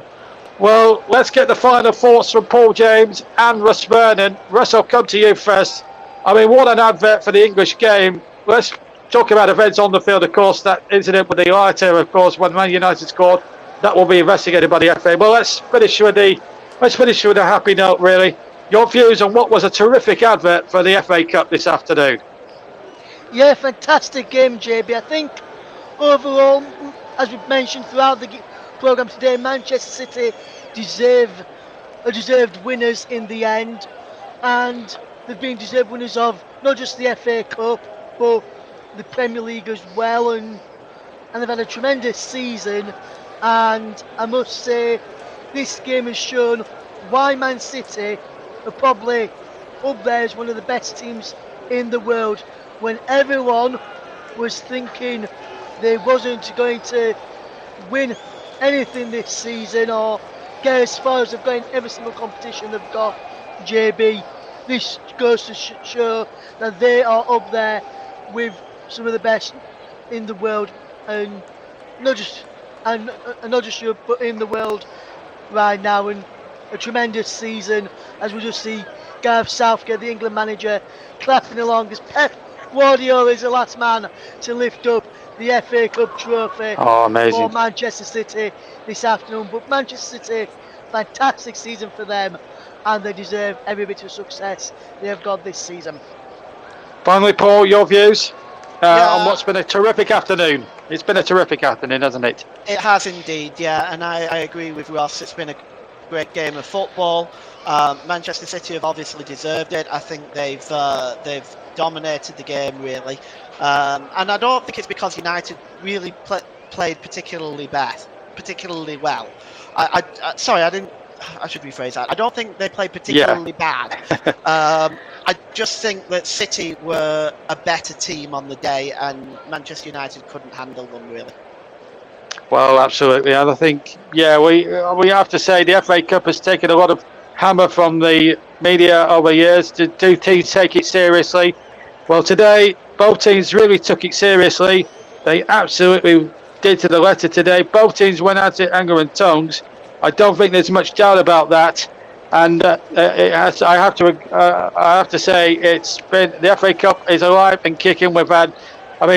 Let's just look at I'm just going to wrap up as a whole. Just remember, 732 teams started out at the start of this way back in August. So you're talking a whopping 10 months of hard work and toil by over 730 odd teams to get there. And the two of the Manchester finalists were the cream to rise to the surface in terms of reaching a final. But it's Manchester City who rise to the top. But I have to say, the FA Cup, for all its critics, and there's a lot of critics who say, "Oh, the FA Cup is devalued. The FA Cup isn't this like it used to be." Well, today it's just proved otherwise. Everyone's saying that the Champions League is this big colossus, and yes, it makes a lot of money for UEFA, but and the FA Cup isn't as good as it used to be. But I tell you what, with terrestrial TV showing it now every single game, the FA Cup is back and well, and we've just seen a Manchester derby really for the ages today in terms of that. Anyway, my last job before I hand back to Nicholas to wrap up the programme on what's been a momentous afternoon at Wembley Stadium. I hope very much you've enjoyed it. But we've two more big finals. This is not the end of the season for the TC Hub, of course. We've got two more matches to bring you next week, and we start, and both include English teams. Starting, of course, with West Ham United bidding to win their first first major trophy since winning the FA Cup in 1980. They take on Fiorentina in the UEFA Conference League final. We'll be on the air at 7:45, 8 o'clock kickoff, and then this time next week we'll be on the air around about 7:30. Kickoff again at 8 o'clock in Istanbul. The European Cup final 2023. Manchester City against Inter Milan. Can City do the treble? Well, today they've done the double. They go on. Manchester United played a part in what was an extraordinary game. They came into it a bit. They had a quiet 20 minutes. Let me just remind you of what happened before I hand back to Nicholas. What a final it has been. Ilkay Gundogan scored the quickest goal of all time in the final. After 13 seconds, it's been confirmed to me, 13 seconds when the goal was scored.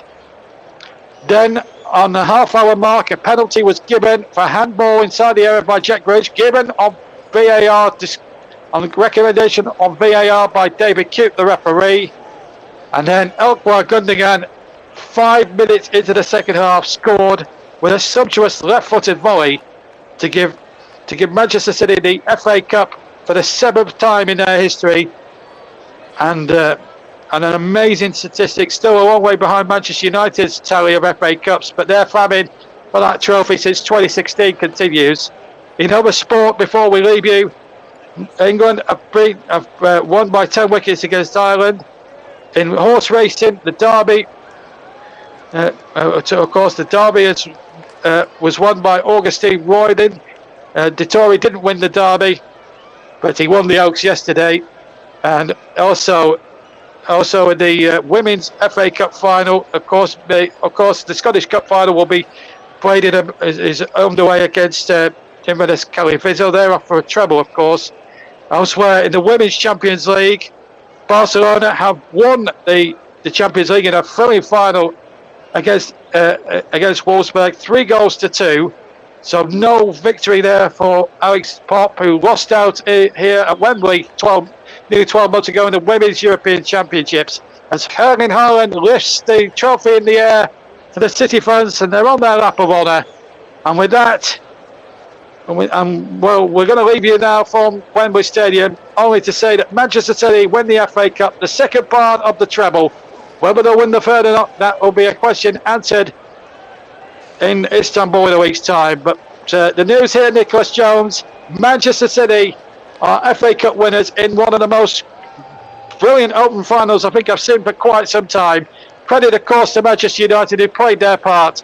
But Manchester City's quality and class showed out in the end. And whatever happens with these fair play charges, that really is for another day. But right now, respect to Manchester City, they are FA Cup winners for 2023. 2-1 winners over Manchester United.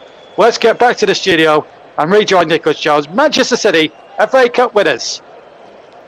Thanks, JB. What a game for it to be. What a game. What a game. What an FA Cup. What a season it has been for Manchester City, and what a great way for me to finish my season for the Commentary Hub. So Manchester City win the 2023 FA Cup and are on course for the treble, thanks to Richard Bond, John JB Stuttard, Russ Vernon, and Paul James for joining me on my final game of the season.